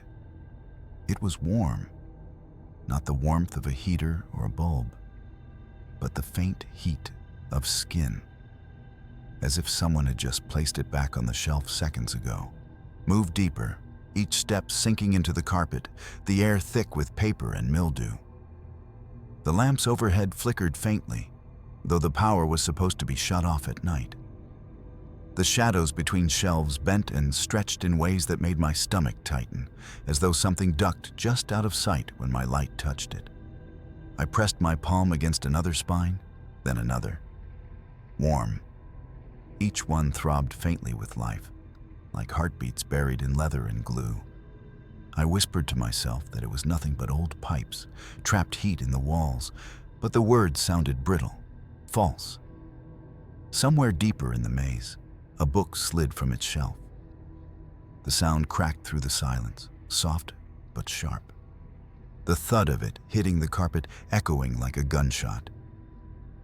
I turned, light sweeping frantically, and saw it lying open on the floor. Its pages fluttered though no air moved, words blurring across them as though the ink itself shifted under my eyes. I stepped closer, pulse quickening, and the pages stilled.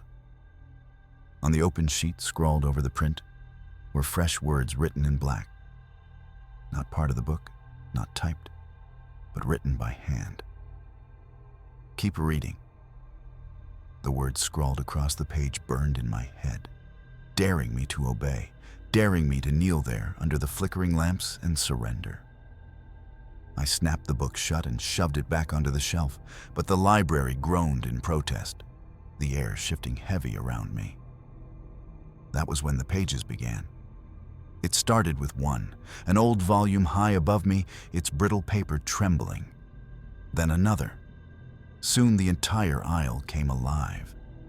Pages flapped and rustled, a storm of whispers rippling through the stacks. My skin prickled as I realized there was no draft, no air moving at all. The library was sealed, windows locked, vents silent. Yet the pages turned, fluttered, tore like lungs inhaling, exhaling, growing louder with each beat. I backed away, my light jerking from one shelf to the next, catching glimpses of words flashing as they flew by.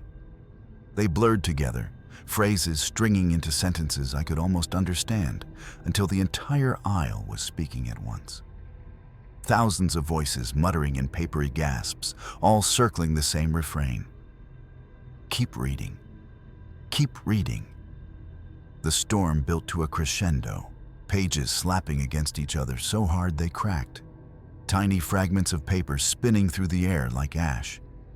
I raised my arm to shield my face, but through the blizzard I saw them. Books sliding from the shelves, spines turning to face me, as if every eye in the room had swiveled toward my place in the aisle. The voices rose in a fever pitch. My flashlight flickered, and then, as if cut by an unseen blade, everything stopped. The books went still. The paper ash fell silent. But when I looked down, one book lay open at my feet. Its pages weren't fluttering. They were waiting. And across the first line, my name was written in fresh black ink. The book at my feet glared up at me with its fresh black scrawl, my name pressed into the page as if carved there by a trembling hand. I didn't touch it. I couldn't. Instead, I stepped back, heart hammering, until my shoulder knocked against a rolling ladder leaned against the shelves. It squealed faintly under the pressure, but stilled again, balanced where it had always been. I moved on, deeper into the stacks, forcing myself to focus on the silence. That silence broke with a crack. The ladder tipped. I spun in time to see it slam to the carpet, wood splintering, iron rungs rattling in the dark. The sound roared down the aisles like thunder. But there had been no one climbing. No hand had pushed it. My light swept upward, and my stomach hollowed. The top shelf was disturbed. Books jutted at odd angles, one missing entirely, the dust line where it had rested glaring in the beam. I aimed lower, and there it was. A book sprawled across the broken ladder, open wide, its pages bent backward as if ripped from the shelf with force. The air thickened, closing in. I crouched to lift it, but stopped short. Across the open pages were words in shaky ink, scrawled so violently they cut into the paper. Look up.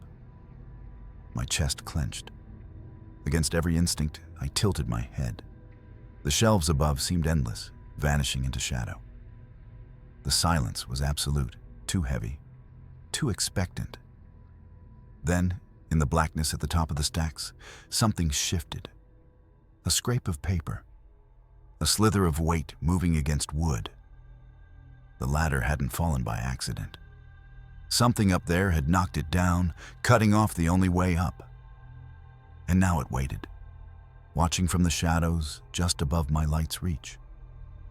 The shelves above loomed darker the longer I stared, the weight of whatever had toppled the ladder pressing down unseen. I backed away, dragging my light with me, refusing to look up again. My breath scraped the silence, too loud, too sharp. And then another sound cut through it. A whisper. At first it was faint, buried in the hush of the library, but then it grew distinct, curling through the air like smoke. A woman's voice, low and coaxing, close enough to brush my ear. Keep reading. My throat locked. I spun, light darting across the rows, but the aisle gaped empty. Shadows stretched where they had always been. Still, The whisper slithered on, as though the speaker had leaned close enough to let her lips almost touch my skin. "Keep reading." The books answered her. Pages rustled in a ripple across the shelves, not fluttering, but shifting like bodies turning in sleep. I stumbled back, clutching the flashlight tighter. But the words followed me, each syllable sharper, cutting deeper. "Keep reading." I shouted that I wouldn't, my voice breaking against the shelves. But the sound was swallowed, smothered by the whisper that grew louder, layering itself, multiplying. Now it was not one woman's voice, but dozens, overlapping, all urging, all commanding, their cadence as steady as a heartbeat. The open book on the floor flipped a page with violent force. Another page, then another. The words blurred as they turned too fast to follow, black streaks across white. Yet even in the chaos, I saw flashes. My name, written over and over, bleeding into every paragraph. The voices pressed in tight now, all around me, circling. I realized the truth with a chill that locked my spine. The library did not want me to leave. It wanted me to finish its story, a story that had already written me. The whispers did not follow me when I ran, but the silence that swallowed them was worse. It pressed like a weight, as though the shelves leaned in close, listening for every desperate breath. I stumbled through the aisles, past rows of spines still warm to the touch, until the faint glow of the front desk cut through the dark. Safety should have waited there, but I knew better. Safety had no place in this library. The desk lamp buzzed, flickering weakly, its cone of light spilling over an open book that hadn't been there before. I stopped short, dread carving me hollow. My legs moved anyway, dragging me closer until I could see the pages. They weren't printed, they weren't typed. Every line, every word was written in my own hand. Not just familiar, the exact tilt of my letters, the small slant in my curves, but the ink wasn't black. It gleamed dark red, tacky in places, the stink of iron rising from the paper. Blood.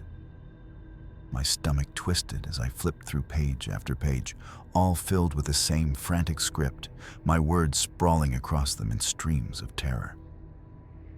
"Keep reading," repeated again and again, scrawled until the lines bled into each other. And then, worse still, entries I didn't remember writing.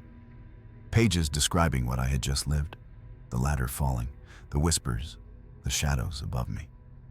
Each moment written before it had happened. My hands shook so violently, I nearly dropped the book. But the final page rooted me in place.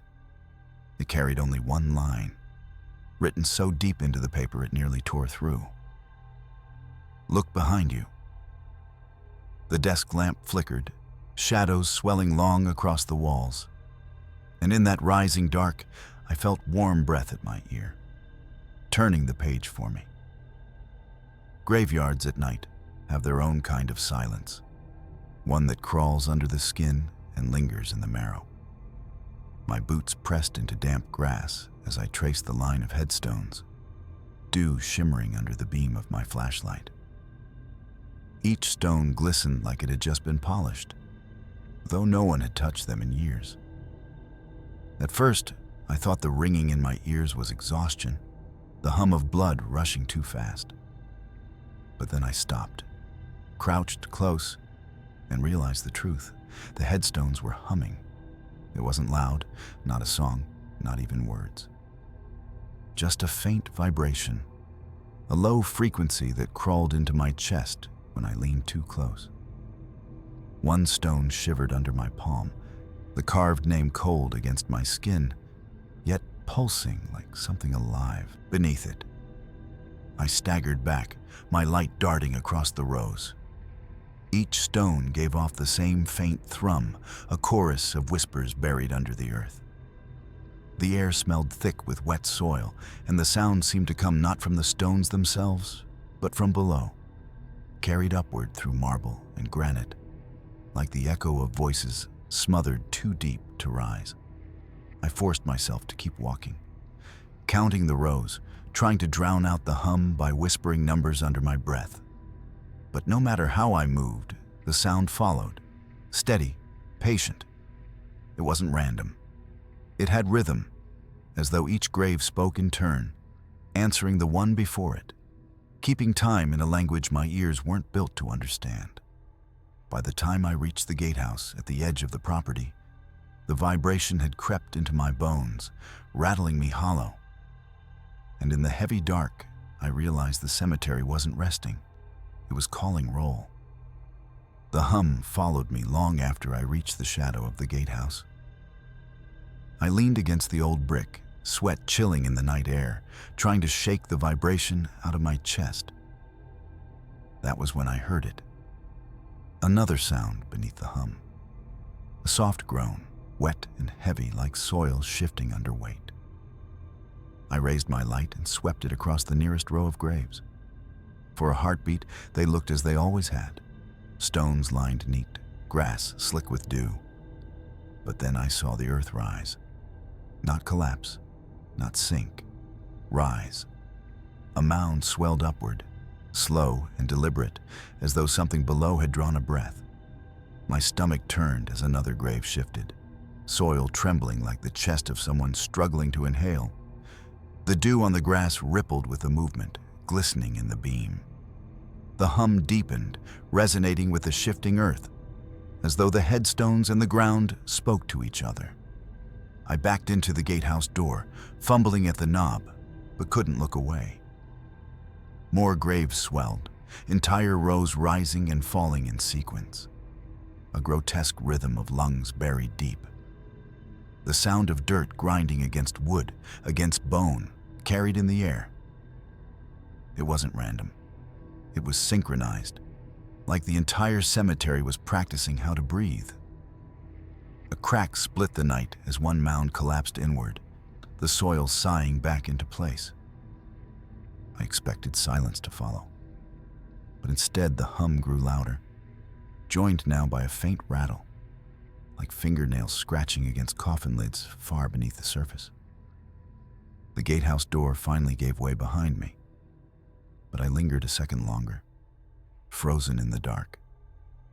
The dead weren't still. They were stirring, testing the weight of the earth that held them. The ground's breathing still pulsed through the rows as I forced myself back out of the gatehouse, my flashlight quivering in my grip. The graves seemed restless, their rises and falls slowing now, settling as though they had been caught in the act. But the hum persisted, louder than before, vibrating through the soles of my boots with every step I took. I swept the beam across the headstones, trying to anchor myself with names carved in marble. Old names, fading letters, the safety of history too far gone to touch me. But then my light froze. At the far edge of the cemetery stood a fresh mound, the soil loose and raw, dew glistening along the uneven earth. The headstone above it gleamed pale, the stone unweathered, the carving sharp and deep. My mouth went dry as I read it. Not a name, not a date, just numbers. My badge number, the digits cut across the stone, each one gouged with a precision that seemed deliberate, cruel.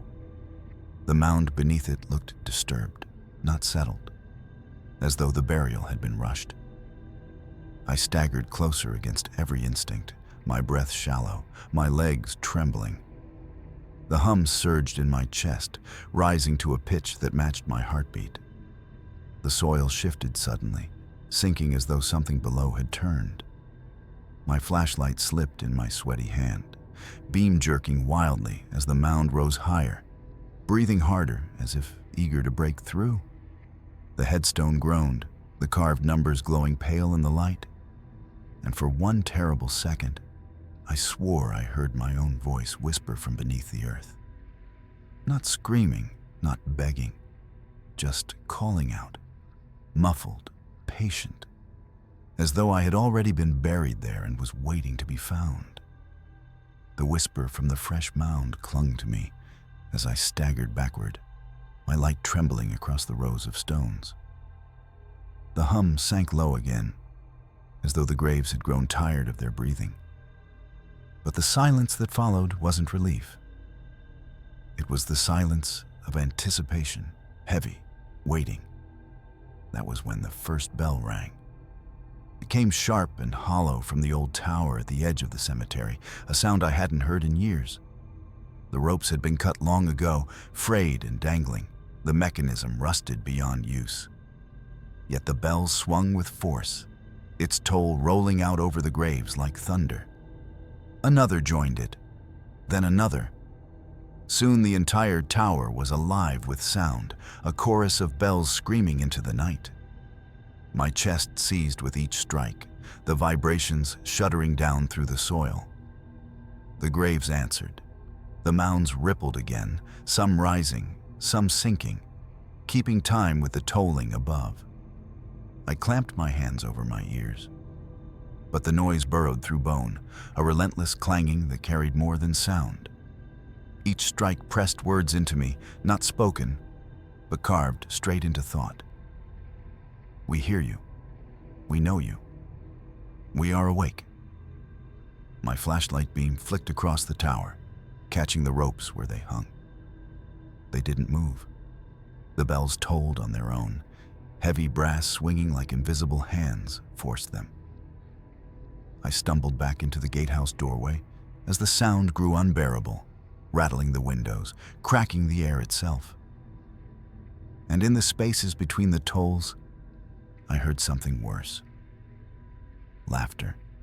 Faint, jagged, rising from beneath the soil, giddy as the bells marked the hour the dead had chosen to keep. The bells crashed through the night until I thought my skull would split.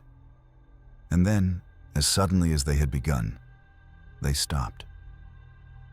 The silence that followed was worse, vast and suffocating, as if the cemetery itself leaned in to listen to me breathe. I stayed in the gatehouse, back pressed to the wall, eyes fixed on the windows where dew glistened across the glass like sweat. I did not move again until the first gray light crept over the stones. At dawn, the graves were still. The hum had faded, the earth lay flat, the headstones nothing but monuments again. I forced myself outside, desperate to see the ordinary world return, desperate to believe the night had been nothing more than madness whispered into my ear. But the ordinary world did not return. There, just beyond the threshold of the gatehouse, rested a coffin. Its wood was raw, pale, fresh, as though it had been built only hours before. The ground beneath it was wet with disturbed earth, soil clinging to the sides as though it had been pulled straight from the dirt and left for me to find. At first, I told myself it had to be some relic, some forgotten prop stored in the grounds. But then I saw what lay on top of it. My jacket, folded with care, draped neatly across the lid, as if placed there by a steady hand that knew me well. The smell of damp earth rose sharp, mixing with something sweeter, something coppery. My knees weakened as I reached out, fingertips grazing the fabric still warm, as though it had been taken off me only moments before. The coffin was waiting, and the jacket told me it wasn't empty. It was already mine. Story 12. The School at Night. The hallways of the school stretched long and hollow, lockers gleaming faintly in the wash of moonlight spilling through tall windows. I turned the key in the final classroom door, the lock clicking shut with a sound that seemed far too loud in the silence. My flashlight beam caught the chalkboard inside, lines of arithmetic half erased, white dust still drifting in the air like the ghost of lessons left unfinished. I lingered, watching that dust swirl and dance in the beam, though the room had been empty for hours.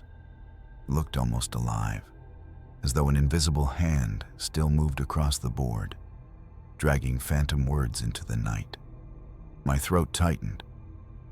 I pulled the door closed, but the scent of chalk clung to me, powdery and bitter. The silence of the halls was not clean silence. It was the kind that hummed, low and constant, as if the building still remembered the chaos of children rushing through it. My boots tapped against the tiles, each step echoing into the vast emptiness. I tried to steady myself, to remind my mind that I was alone, but my body disagreed. My body knew the difference between emptiness and company. As I passed the trophy case, I caught my reflection in the glass, pale, stretched thin in the dim glow. For an instant, I swore another reflection stood beside me. Smaller, a child's silhouette too, blurred to make out a face. When I turned, the hallway was empty. The air grew colder as I reached the stairwell, a draft winding through as if someone had opened a door above. My key ring shook in my hand, each jingle sharp as a bell. The classrooms were locked. The halls were silent. And yet, somewhere ahead, I heard the faint squeak of a desk being pulled across the floor. The squeak grew sharper as I climbed the stairwell, each step pulling me closer to a noise that should not have existed. The classrooms were locked. I had checked them twice. Still, the sound dragged on, long and slow, the scrape of wood and metal legs dragging across tile. My hand tightened around the flashlight as I reached the landing. I pushed into the hall, and the noise stopped. The corridor stretched empty, moonlight striping the floor through tall windows. I stood listening, waiting, the silence pressing against me until my own heartbeat felt like it was echoing. Then from behind the door nearest me, the scraping began again, a desk being pulled, dragged, set into place. I swallowed hard and tested the knob. It was locked. My key trembled as I slid it in, turned, and pushed. The door creaked wide, spilling dust and stale air into the hall. My light swept over rows of desks, all neat, all perfectly aligned. Nothing moved. The sound had been in here, I was certain, but the room looked untouched. I stepped inside, each footfall kicking up chalk dust and the faint smell of erasers gone stale. My beam swept toward the far corner. A desk stood slightly out of line, its legs leaving fresh scratches across the floor. My chest tightened. I backed away, nearly tripping over another desk behind me. It too was misaligned, though I had not heard it move. My light flickered, catching the faces of old posters curling on the walls. The scraping erupted again, not from one place, but from everywhere at once. Desks screeched across the floor in unison, jerking into new positions, circling, trapping me between their shifting rows. The classroom had rearranged itself, and I was now part of the lesson. The desks boxed me in, their legs grinding across the tiles until the noise filled my skull like knives. Then, as suddenly as it began, the scraping stopped. The silence after was worse, heavy with something waiting. I shoved through the narrow gap between two desks, nearly tearing my sleeve as I forced myself back into the hallway. My breath shook as I slammed the classroom door shut behind me, but relief never came. Because the lockers began. It started with one metallic slam at the far end of the corridor. A second followed, then a third, each one closing with such force it rattled through my ribs. The sound moved in rhythm, traveling down the line of lockers in perfect sequence, each door slamming harder than the last. The echoes merged into a pulse, a pounding heartbeat that seemed to belong to the building itself. My light quivered over the metal doors, catching brief flashes of reflections, faces blurred, too small, pressed against the grates before vanishing as the doors snapped shut. The air vibrated with the rhythm, my own pulse sinking to it. dragged into the cadence like I was part of the sequence. I pressed my back against the wall, ears ringing with each slam, trying to convince myself it was pipes, old hinges, settling metal. But deep down, I knew better. The timing was too exact, too deliberate. Something was walking that hallway with me, slamming the doors as it passed, marking its progress with the thunder of steel. The last locker slammed inches from my shoulder, the shock of it rattling the teeth in my skull. And in the ringing silence that followed, one locker creaked open behind me, slow and patient, as though inviting me to step closer and look inside. The open locker gaped behind me, its shadow stretching across the floor like an invitation I refused to accept. I turned away, forcing my steps down the hall. But the silence that followed was not empty. It trailed me, thick as breath on my neck, until I reached the double doors of the gymnasium. The air here felt different, colder, carrying the faint tang of old rubber and sweat soaked into the bleachers. I pushed the doors open, their hinges groaning, and the vast room yawned before me. My flashlight beam swept across the glossy floor, its painted lines cracked with age. The silence clung until it didn't. A single squeak broke through, the sound of a sneaker against polished wood. Then another, light, quick, darting in arcs I couldn't see. My chest tightened as the rhythm grew, dozens of small shoes squeaking in unison, like a game played just out of sight. And then came the laughter, high-pitched, childish, bouncing off the rafters in overlapping peals. It should have been innocent, but there was something wrong in the way it bent, curling sharp at the edges, too shrill, too hungry.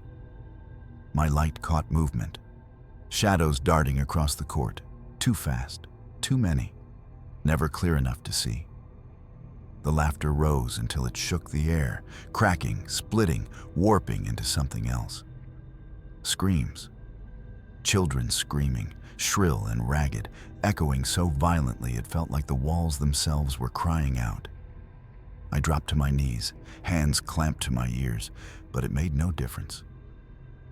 The sound came from inside, rattling my skull. I stumbled toward the exit, desperate. But before I reached the door, the squeaking shoes rushed close, circling me, the laughter and screams blending into one endless howl. And through it all, I felt small hands brush my ankles, tugging, pulling, eager to drag me into their game. The screams from the gym still tore at my ears as I staggered back into the hall, the air buzzing with their echo, even though the space was now silent. My legs felt heavy, as though those unseen hands still clung to me, tugging me toward games I was never meant to play. I forced myself down the corridor, each step dragging, my beam of light quivering over peeling paint and warped tiles. I reached another classroom, its door ajar, though I knew I had locked it earlier. My throat tightened as I pushed it open, the hinges crying out like something in pain. The room smelled of chalk and dust, thick in the air as though lessons had only ended minutes ago. My flashlight swept the rows of desks, all perfectly aligned, untouched. Then it found the blackboard. My breath froze. Every inch of the board was covered in drawings, not letters, not lessons. Faces.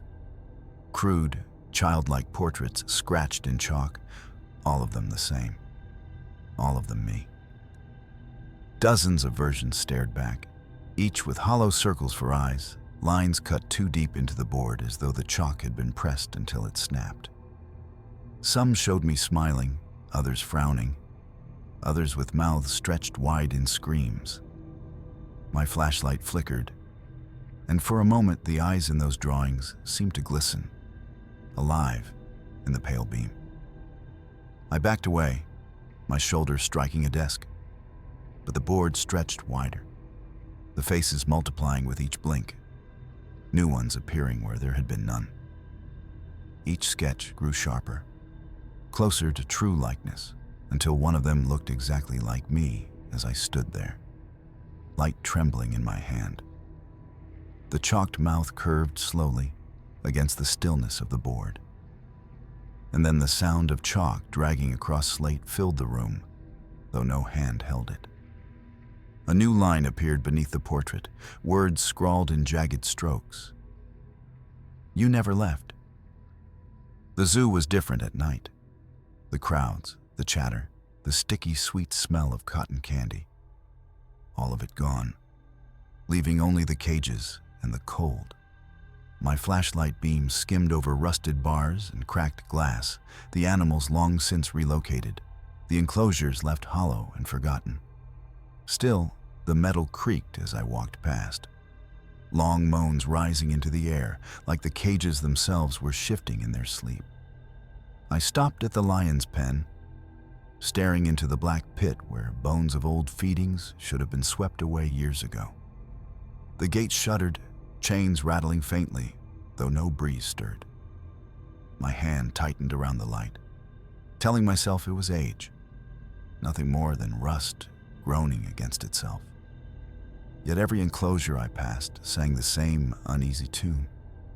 Iron bars quivering, glass panes thumping, locks tugging as though tested by unseen hands. The smell was wrong too. Not just dust and mold, but musk. The thick animal scent of sweat and soil, sharp enough to sting my nostrils. My throat closed as I pressed forward, boots crunching on gravel. Somewhere to my left, a cage door clanged once, hard enough to echo across the entire park. I spun, light cutting through empty air, catching only steel mesh trembling as if something had just slipped back into the dark. My heart hammered. I quickened my pace, the sound of the creaks growing louder, a discordant symphony of enclosures waking up. The zoo was empty. I knew it was empty. But as the chorus rose, I couldn't shake the feeling that something had stayed behind. Something that didn't want the visitors, only the silence. And now, it wanted me. The cages still creaked behind me as I moved deeper into the zoo, the sound following like footsteps. My light cut across the path to the feeding stations, a row of hooks where buckets still hung from rusting chains. They swayed gently, as if stirred by a wind that never touched my skin. Then, one broke the silence. The clang rang sharp as a bell. A bucket jerked free, slamming against the bars of an enclosure, rattling so hard the chain links quivered. I froze, my light catching the gleam of raw meat inside, though I knew the zoo hadn't stocked food in years. The stench rolled out heavy and coppery, so thick it coated my tongue. Before I could move, another bucket dropped, then another, crashing in sequence down the row. The sound echoed like a drumbeat, until all of them shook violently, clanging against metal, their contents spilling. My beam darted to the ground, stomach twisting. The meat was gone. Not fallen, not rotten, gone. The bucket swung empty, dripping streaks of fresh blood that smeared across the concrete. I lunged to test the enclosure locks, desperate for reason. Everyone was still sealed, thick bolts in place, untouched. No bars bent, no doors ajar. Yet the cages rattled harder, vibrating with hunger that should not have existed. Then came the chewing. Wet, tearing sounds that filled the dark, loud and animal, rising from the empty pens. My light skittered across steel, across shadows pressed too close to the bars. Nothing was there. But the feeding buckets swung harder, the chains straining as if eager hands yanked them. The cages had been sealed for years, but something inside them had just been fed. The sound of chewing still echoed in my ears as I stumbled toward the security office, desperate for proof that my mind hadn't fractured under the weight of the night. The monitors glowed weakly, their static-laced feeds flickering between empty paths, hollow cages, and skeletal trees swaying in the dark. At first, I felt relief. Everything was still. Everything looked normal. Then one of the cameras twitched. The lens focused on the old bear enclosure, bars corroded and padlocked. My stomach dropped. A shadow moved inside, stretching long across the dirt, too long. It dragged across the far wall, towering past the height of the cage, its bulk filling space that did not exist. I flipped to another feed, the lion's pen this time. The same. A massive silhouette pacing slow, deliberate circles, its form spilling beyond the boundaries of the enclosure. My hands trembled against the controls as I cycled faster. Every screen carried it. Different cages, different impossible shapes, shadows larger than walls should allow, too vast to be held by steel. I leaned closer, heart slamming, and realized they weren't confined at all. The shadows moved, independently of the cages, sometimes slithering across the ground like smoke, sometimes swelling high until they bent against the frame of the camera. Bars meant nothing to them. Then the feed synced. Every screen flickered at once, static flashing, and when they cleared, every shadow stopped. They stood still in their cages, massive, hulking, their eyes, dozens of pale glints, turning as one toward the camera. Toward me. The speakers crackled, and a deep sound rumbled through the office. A growl, low and patient, shaking the floor under my boots. It wasn't trapped behind the glass. It was inside the walls, waiting for me to open the door. The growl from the speakers rattled through me, so deep it seemed to buzz in my bones. I tore my eyes from the monitors, half expecting the shadows to spill straight from the screens, but the office walls held.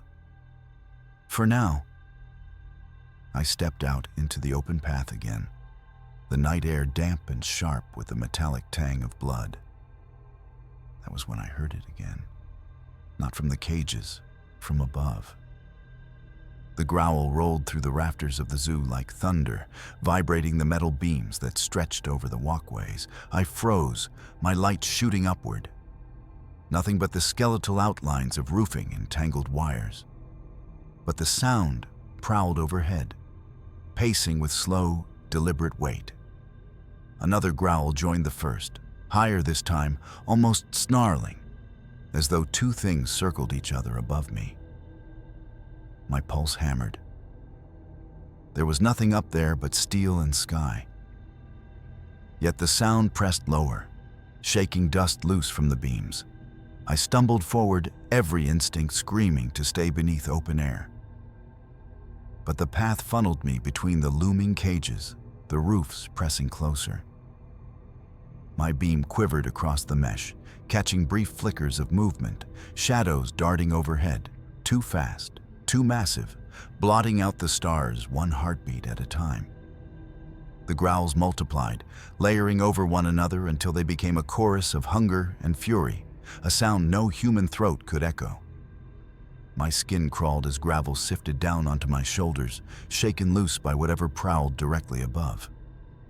I ran then, boots pounding the path, the growls chasing me, circling in the beams like predators herding prey. The cages around me rattled in response, chains snapping taut. And just before I reached the open courtyard, something huge exhaled above me, hot and wet, misting the back of my neck. I didn't stop running until the sky began to pale, the first fragile threads of dawn weaving through the skeleton of the zoo. The growls had faded some time before, melting back into silence, but the memory of them still clawed at my ribs. I reached the gatehouse with my lungs burning, my hands trembling so badly I nearly dropped the keys. Inside, the office smelled faintly of rust and old straw, a lingering animal musk that clung to the walls. I slumped into the chair, pulling my jacket tighter against the chill. That was when I felt it. Fabric torn, threads frayed. My breath caught. Slowly, I peeled the jacket open. 4 deep gashes raked across the front of my uniform, the cloth shredded clean through as if ripped by knives. But they weren't straight. They curved, each one jagged at the edges, the kind of tearing no blade could leave. My stomach dropped as I traced them with shaking fingers. They were claw marks. Not from a lion, not from a bear, not from any animal I had ever known. They were too wide, each mark the size of a man's hand, spaced as though they belonged to something impossibly large. The fabric still smelled faintly of iron, a sour, sweet tang that made my teeth ache. I hadn't felt them being made. I hadn't heard the tear. Yet they were there, carved into my chest like a warning. The monitors flickered once more, static pulsing in the corner of the room. And for a heartbeat, I swore I saw my reflection staring back in the screen, not whole, not standing, but crouched low behind bars, eyes glinting like an animal. The zoo was empty. The cages were sealed. And still, something had touched me. Something too big to be caged. Something still hungry. The airfield stretched wide and hollow, a graveyard of silence where engines once roared. My boots crunched against loose gravel, the sound whipped away almost instantly by the cutting wind that swept across the abandoned runway. The hangars loomed ahead, steel ribs groaning, their doors yawning open like mouths left wide in shock. The night air carried the sting of fuel, faint but sharp, though no planes had flown from here in years. My flashlight cut across cracked tarmac, paint lines fading into ghostly streaks. Each gust of wind moaned through broken fences and skeletal towers, bending them until they seemed to scream. I passed a rusting fuel truck, its tank dented, windows shattered. My beam swept inside and froze. The driver's seat was empty, but the wheel turned on its own, jerking slightly as if unseen hands wrestled for control. My chest tightened, and I stumbled back, boot grinding against gravel too loud in the silence. The wind shifted, carrying with it another sound. Faint at first, then sharper, the rolling squeal of wheels on asphalt. My light darted across the runway, but nothing moved. Still, the sound circled me, tires squealing in loops, rising in speed until it mimicked the frenzied run of a plane desperate for lift. I pressed toward the hangar, every nerve screaming, the vast dark swallowing the edges of my light. The gravel beneath my boots seemed to echo louder, bouncing back in strange rhythms that didn't match my steps. For a heartbeat, it sounded like another set of boots walked in sync with mine, heavy, deliberate, pacing me stride for stride. The runway was empty, but it wasn't silent. It was waiting, alive with the memory of flights that had never landed. The gravel still rattled under my boots as I neared the hangar, its vast doors sagging against their rails. The steel moaned, with every gust, a hollow groan that echoed down the runway like a warning. I lifted my light toward the black maw of the opening, heart thrumming against my ribs. That was when the sound split the air. The doors slammed wide in one violent motion, the crash reverberating like thunder across the empty field. I staggered back, the ground trembling beneath me as dust and rust flakes rained from the steel frame. The echo rolled long, bouncing off the skeletal towers and shattered glass of the control booth until it sounded like dozens of doors slamming in answer.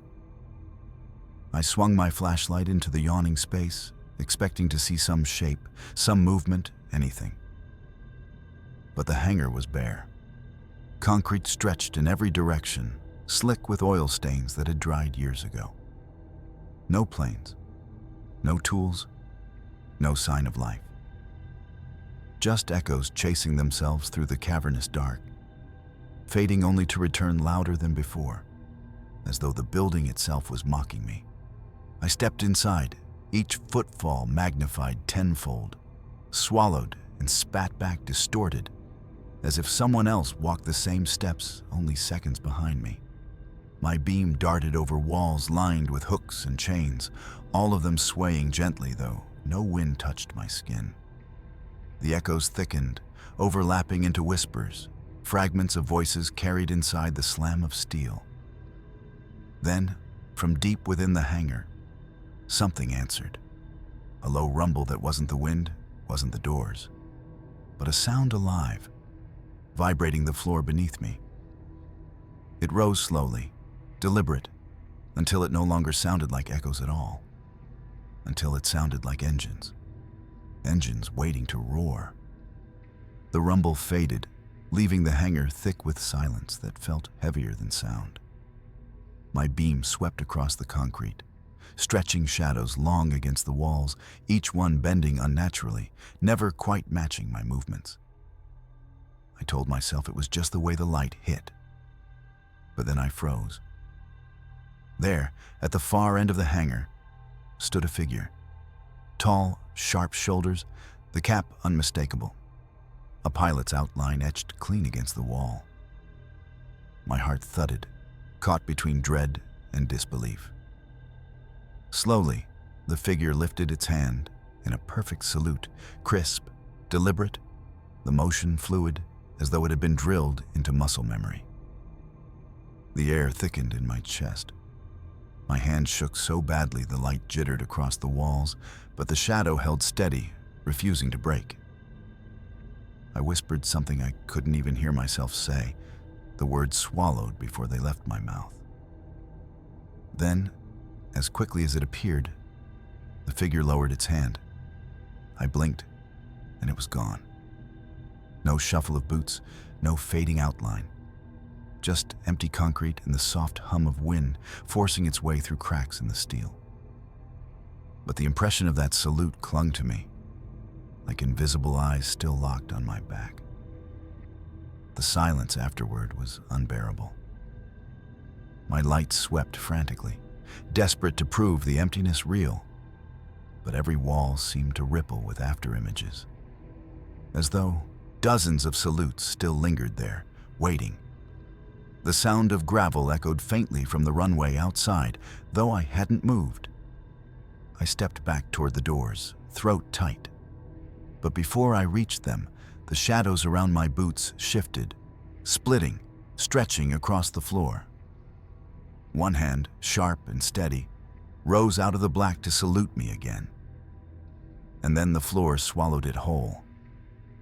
The salute still burned in my mind as I stumbled back into the open night. The wind howled across the runway, dragging gravel in thin ribbons that hissed at my feet.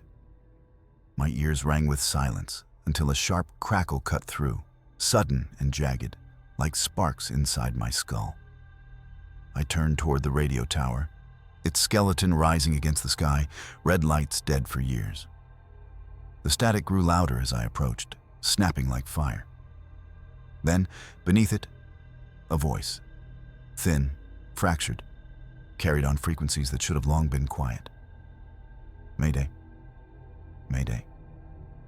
The words bled through in bursts, punctuated by static shrieks. My heart lurched. These weren't new calls. They belonged to flights I had read about in old reports, planes lost decades ago, never found. Another voice broke through, panicked, screaming coordinates I didn't recognize before cutting off mid-breath.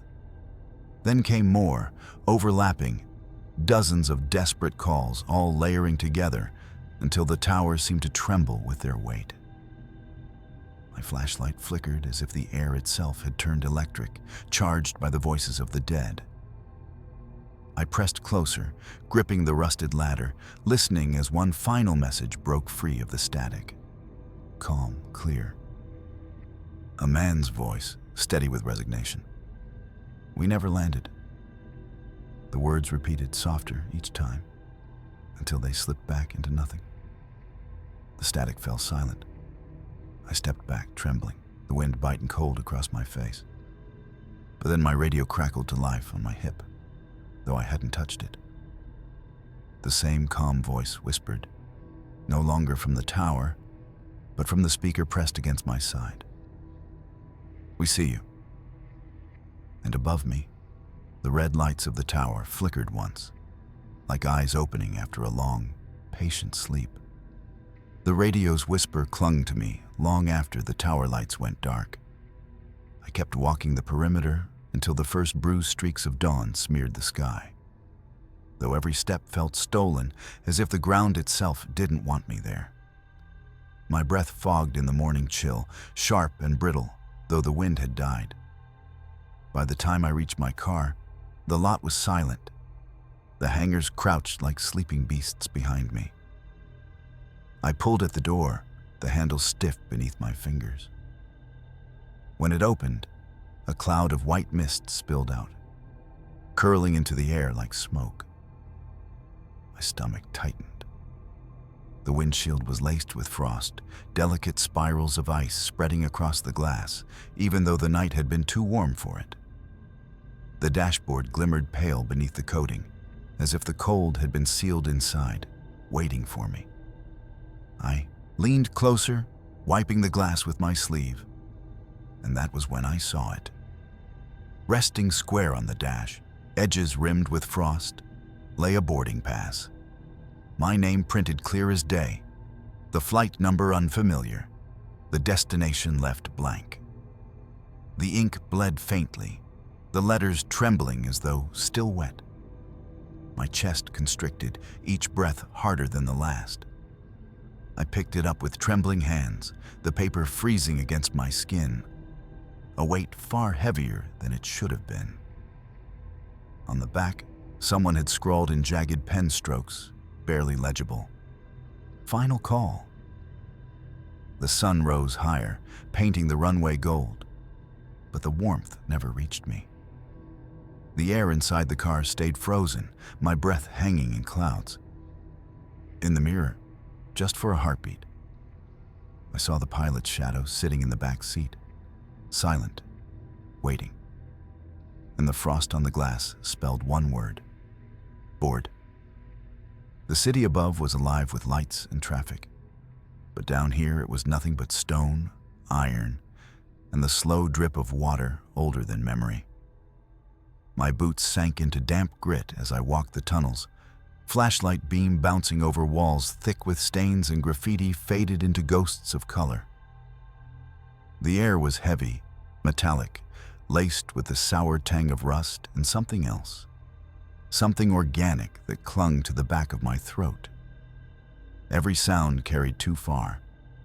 My steps stretched into echoes that rolled endlessly ahead, like something was waiting down the line, mimicking me stride for stride. The drip of water wasn't steady either. It came in bursts, sudden, sharp, like fingers tapping against pipe. I told myself it was nothing, but the rhythm had weight, deliberate, almost like a code tapped out in the dark. The deeper I went, the more the city above seemed impossible, as though I had stepped out of its world entirely. The tunnels twisted tighter, lights long dead, leaving me with only the fragile cone of my beam. A draft pushed past me, cold enough to feel like breath on my neck, though the air should have been still this far below. I stopped at a junction where tracks split into three yawning mouths of shadow. My light skimmed across a crumbling map on the wall. The lines faded, the paper bloated from years of damp. None of the tunnels marked matched the ones before me. It was as if the city's bones had shifted in secret, building paths that weren't meant to exist. The drip came again, louder now, closer, echoing in perfect sync with the pounding of my heart. And from deep in the black, the rails began to hum, trembling as though a train was coming. Though none had run here for decades, the hum of the rails deepened, vibrating through the soles of my boots until it felt like the ground itself had turned into a living thing. I backed against the wall, breath trapped in my chest as the tunnel ahead bloomed with sudden light. A train was coming. I could see it, the glow swelling brighter, flooding the curve of the tracks in a blinding white.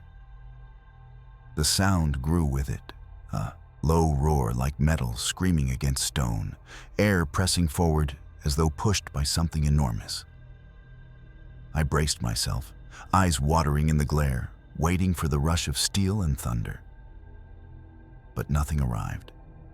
The roar cut off. The rails fell still, and the light remained, burning so bright I had to raise an arm to shield my face. When it finally dimmed, it didn't fade down the tunnel the way headlights should. It simply blinked out, leaving nothing but the afterimage seared into my vision. I staggered forward, my beam trembling in the dark. But the track stretched empty. No train, no smoke, not even dust unsettled by passage.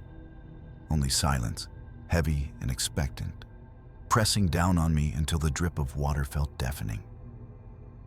Then the hum began again, but not beneath my feet. It came from behind, from the tunnel I had just walked, low and steady like something circling me. My flashlight cut into the dark, catching only the glint of wet stone.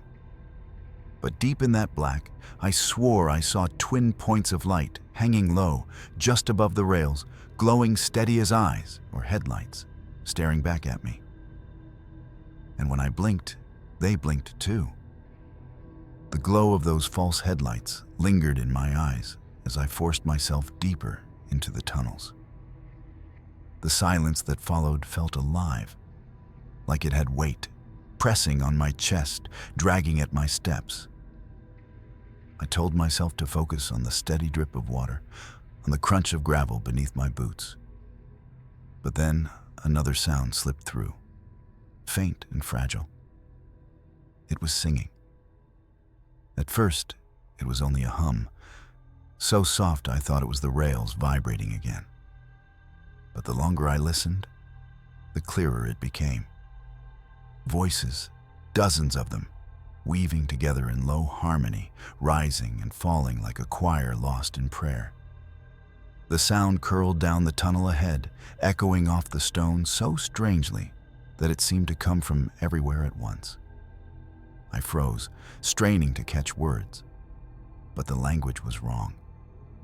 The syllables bent in ways no tongue should, long and winding, drawn out until they scraped against my ears. Still, the tone was beautiful, almost soothing, if not for the emptiness of the place. No choir belonged here.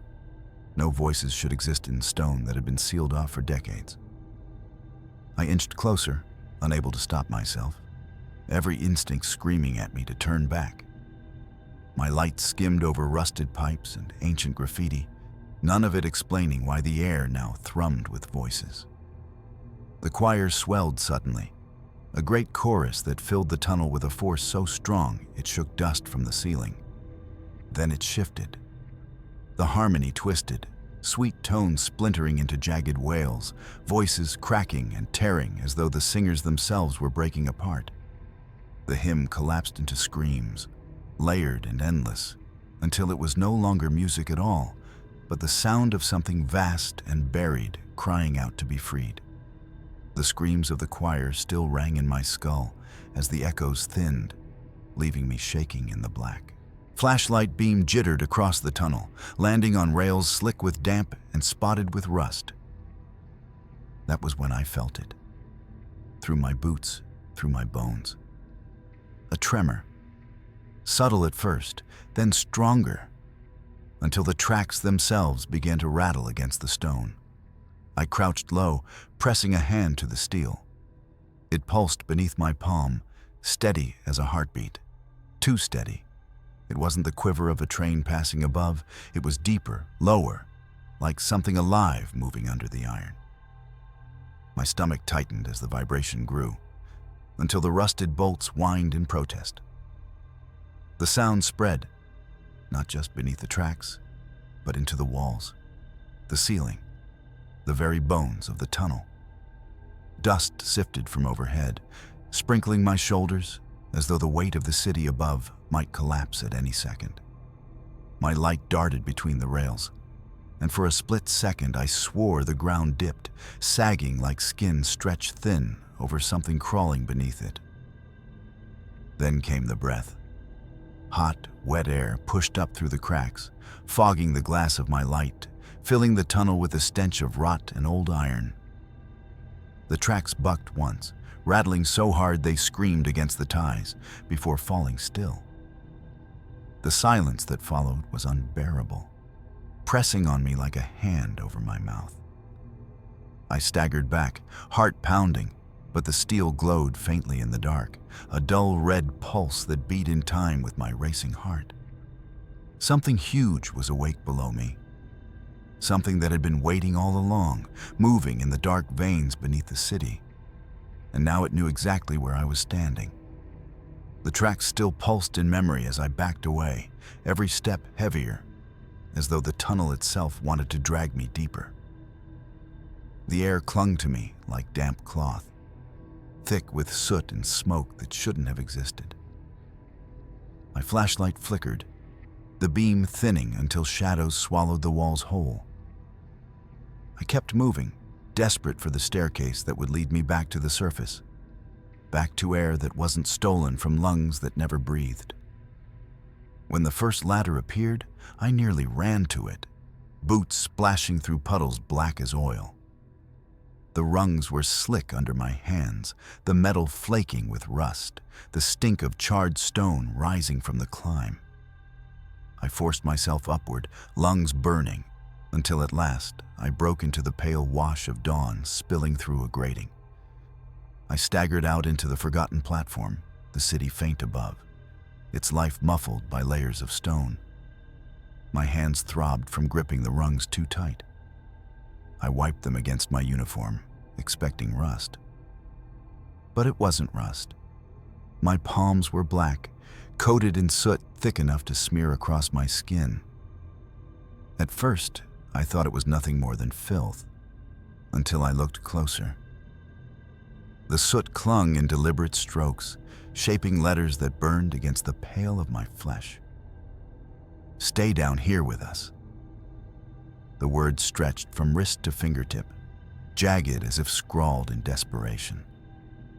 My chest locked, a soundless cry, swelling in my throat as I tried to rub them away, but the soot only sank deeper, into the lines of my skin, into the cracks of my knuckles.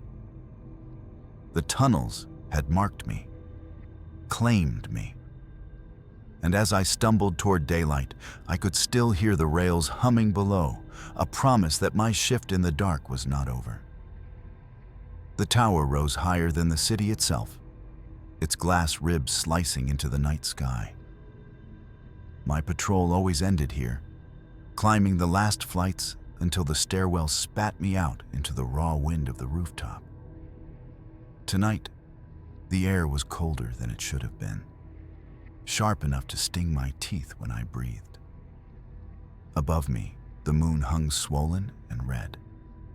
A wound smeared across the sky. It bled over the steel rails, over the blinking lights, painting everything in the color of flesh. The city below looked fragile, streets stitched in pale veins of headlights, buildings clustered like bones. But up here, it felt cut off, as though I stood outside of it all, somewhere higher, somewhere wrong. The wind whipped around me, carrying whispers I couldn't catch, words pulled thin before they reached my ears. I stepped to the ledge, flashlight beam quivering across the gravel roof. Something had been dragged here. Long scratches raked the surface, curling in arcs too wide to be tools, too deliberate to be weather. The grooves shimmered faintly in the red light, as though slick with something still wet. Behind me, the door I'd come through rattled once, though I had locked it. I spun, the beam jerking across to nothing but steel. My pulse hammered, the moonlight burning against my skin like heat. For a moment, I thought I saw movement on the far edge of the roof. Something crouched low, staring back. But when I blinked, the shape was gone. The rooftop felt smaller now, the sky pressing low, the red moon dripping into every shadow. I knew my patrol should end here. that I should turn back. But the air carried a pull, insistent, dragging me toward the edge, as though the tower itself wanted me to lean forward and listen. The wind cut harder as I moved across the roof, tugging at my jacket, pressing grit into my eyes. It howled through the antenna and rails, shrieking like a storm. But the longer I listened, the less it sounded like weather. The pitch shifted, the noise curving into something shaped, something formed. My name. It came once, stretched and broken, pulled thin by the air. Then again, sharper, clearer, the syllables rising in unison as though a crowd was calling from below. My heart slammed against my ribs. I stepped toward the ledge, leaning into the gale. But the city stretched silent, streets empty, windows dark. The voices weren't rising from the ground. They were carried on the wind itself, circling me like vultures, whispering, chanting, demanding. I spun, the rooftop wide and bare, but the sound never came from one direction. It pressed from all sides, layered, endless. A chorus, my own name repeated over and over, until it no longer sounded like me at all, but something older, something stolen. The gravel crunched behind me. My beam snapped that way, slicing over empty air. Yet the chanting grew louder, close enough now that I swore I felt breath on my neck between the gusts. I stumbled back toward the stairwell door, fumbling at the handle, but it would not turn. The lock jammed, the metal frozen in place. The chanting swelled, a wall of sound pressing into my skull until it rattled my teeth. The wind shrieked once more, and every voice fell silent at the same instant. In the ringing absence, a single whisper curled through the dark, close enough that it brushed my ear. "Jump." The whisper still coiled in my ear, its echo clinging as if the wind had memorized my breath. My hands shook as I raised the flashlight, sweeping it across the rooftop. The beam skated over gravel, steel, and the yawning drop beyond, then caught movement. Figures. They stood on the very edge of the tower, balanced as though the howling gusts meant nothing. Their outlines were sharp in the pale circle of my light, but details refused to form. Faces blurred, clothes indistinct, their bodies shimmering in the red wash of the moon. One by one, they began to walk. Their steps were slow, steady, a procession tracing the rooftop's lip. None wavered, none flinched as the wind tore at them, their shapes flowing as if the storm itself carried them. My throat closed tight. They should have been falling, tumbling to the streets below. But they moved with absolute ease, like the edge belonged to them. I staggered closer without meaning to, drawn by some pull I couldn't resist. My light shook, sweeping over them, and in that flicker, their faces seemed to sharpen. For a heartbeat, I saw my own features staring back, dozens of me, all pacing the edge with eyes hollow and cold, mouths curved into faint smiles that I knew were not mine. One figure stopped and turned, lifting a hand to point at me. The rest froze in unison, their heads swiveling until every empty gaze locked onto mine. The wind screamed louder, tearing at the rooftop, but the figures did not move. The moon bled heavier, dripping light that seemed to pool at their feet. And as they leaned forward in perfect sync, their mouths opened wide, spilling nothing but silence that pressed so hard against me, I nearly stepped to the edge myself, just to escape it. The line of figures swayed in the red light, their shapes trembling in the storm, yet never losing balance. My flashlight trembled across their faces, catching hints of features that shifted like smoke, until one sharpened. It was me. My breath hitched. The figure stood still, its posture familiar in a way that made my skin crawl, the tilt of the shoulders, the quiver of the jaw. When the wind cut across the roof, It lifted its head, and in the beam, I saw my own face staring back. Same eyes, same mouth, same terror frozen beneath a smile that did not belong to me. The further duplicate tilted its head slightly, the grin widening as though it found amusement in my shaking hands. My knees locked, every nerve begging me to run, but my feet would not move. It raised one hand, a mirror of my trembling gesture, and then it turned. Slowly, deliberately, it stepped toward the edge. The wind whipped harder, the chanting of my name returning in faint bursts that seemed to rise from the concrete itself. My double paused at the lip, glancing back over its shoulder.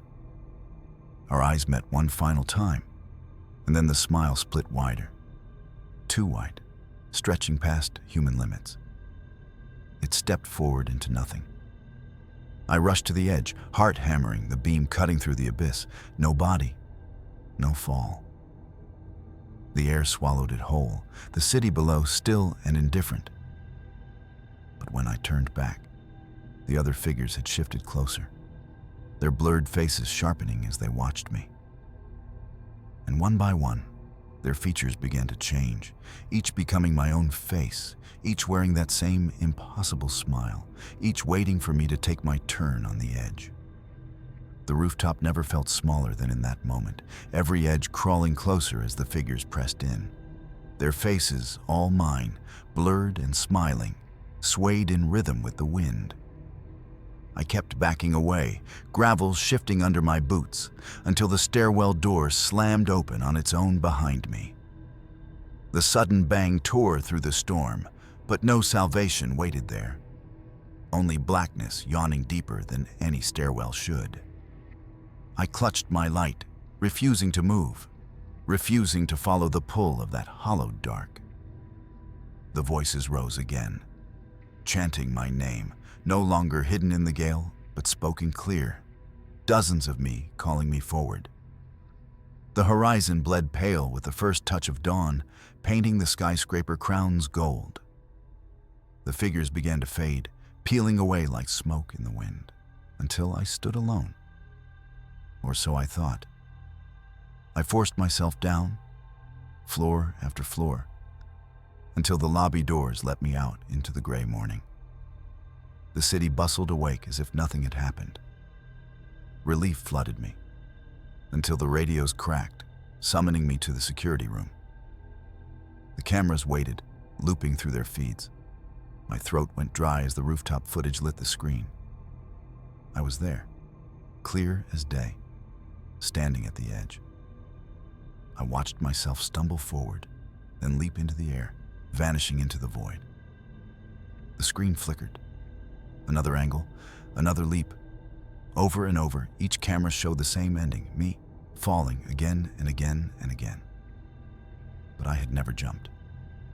I was still here, breath fogging the glass, eyes burning as my own reflection stared back at me from every screen, smiling with that same impossible grin. And as the footage looped once more, my reflection whispered from the static, "Next time, you won't wake up."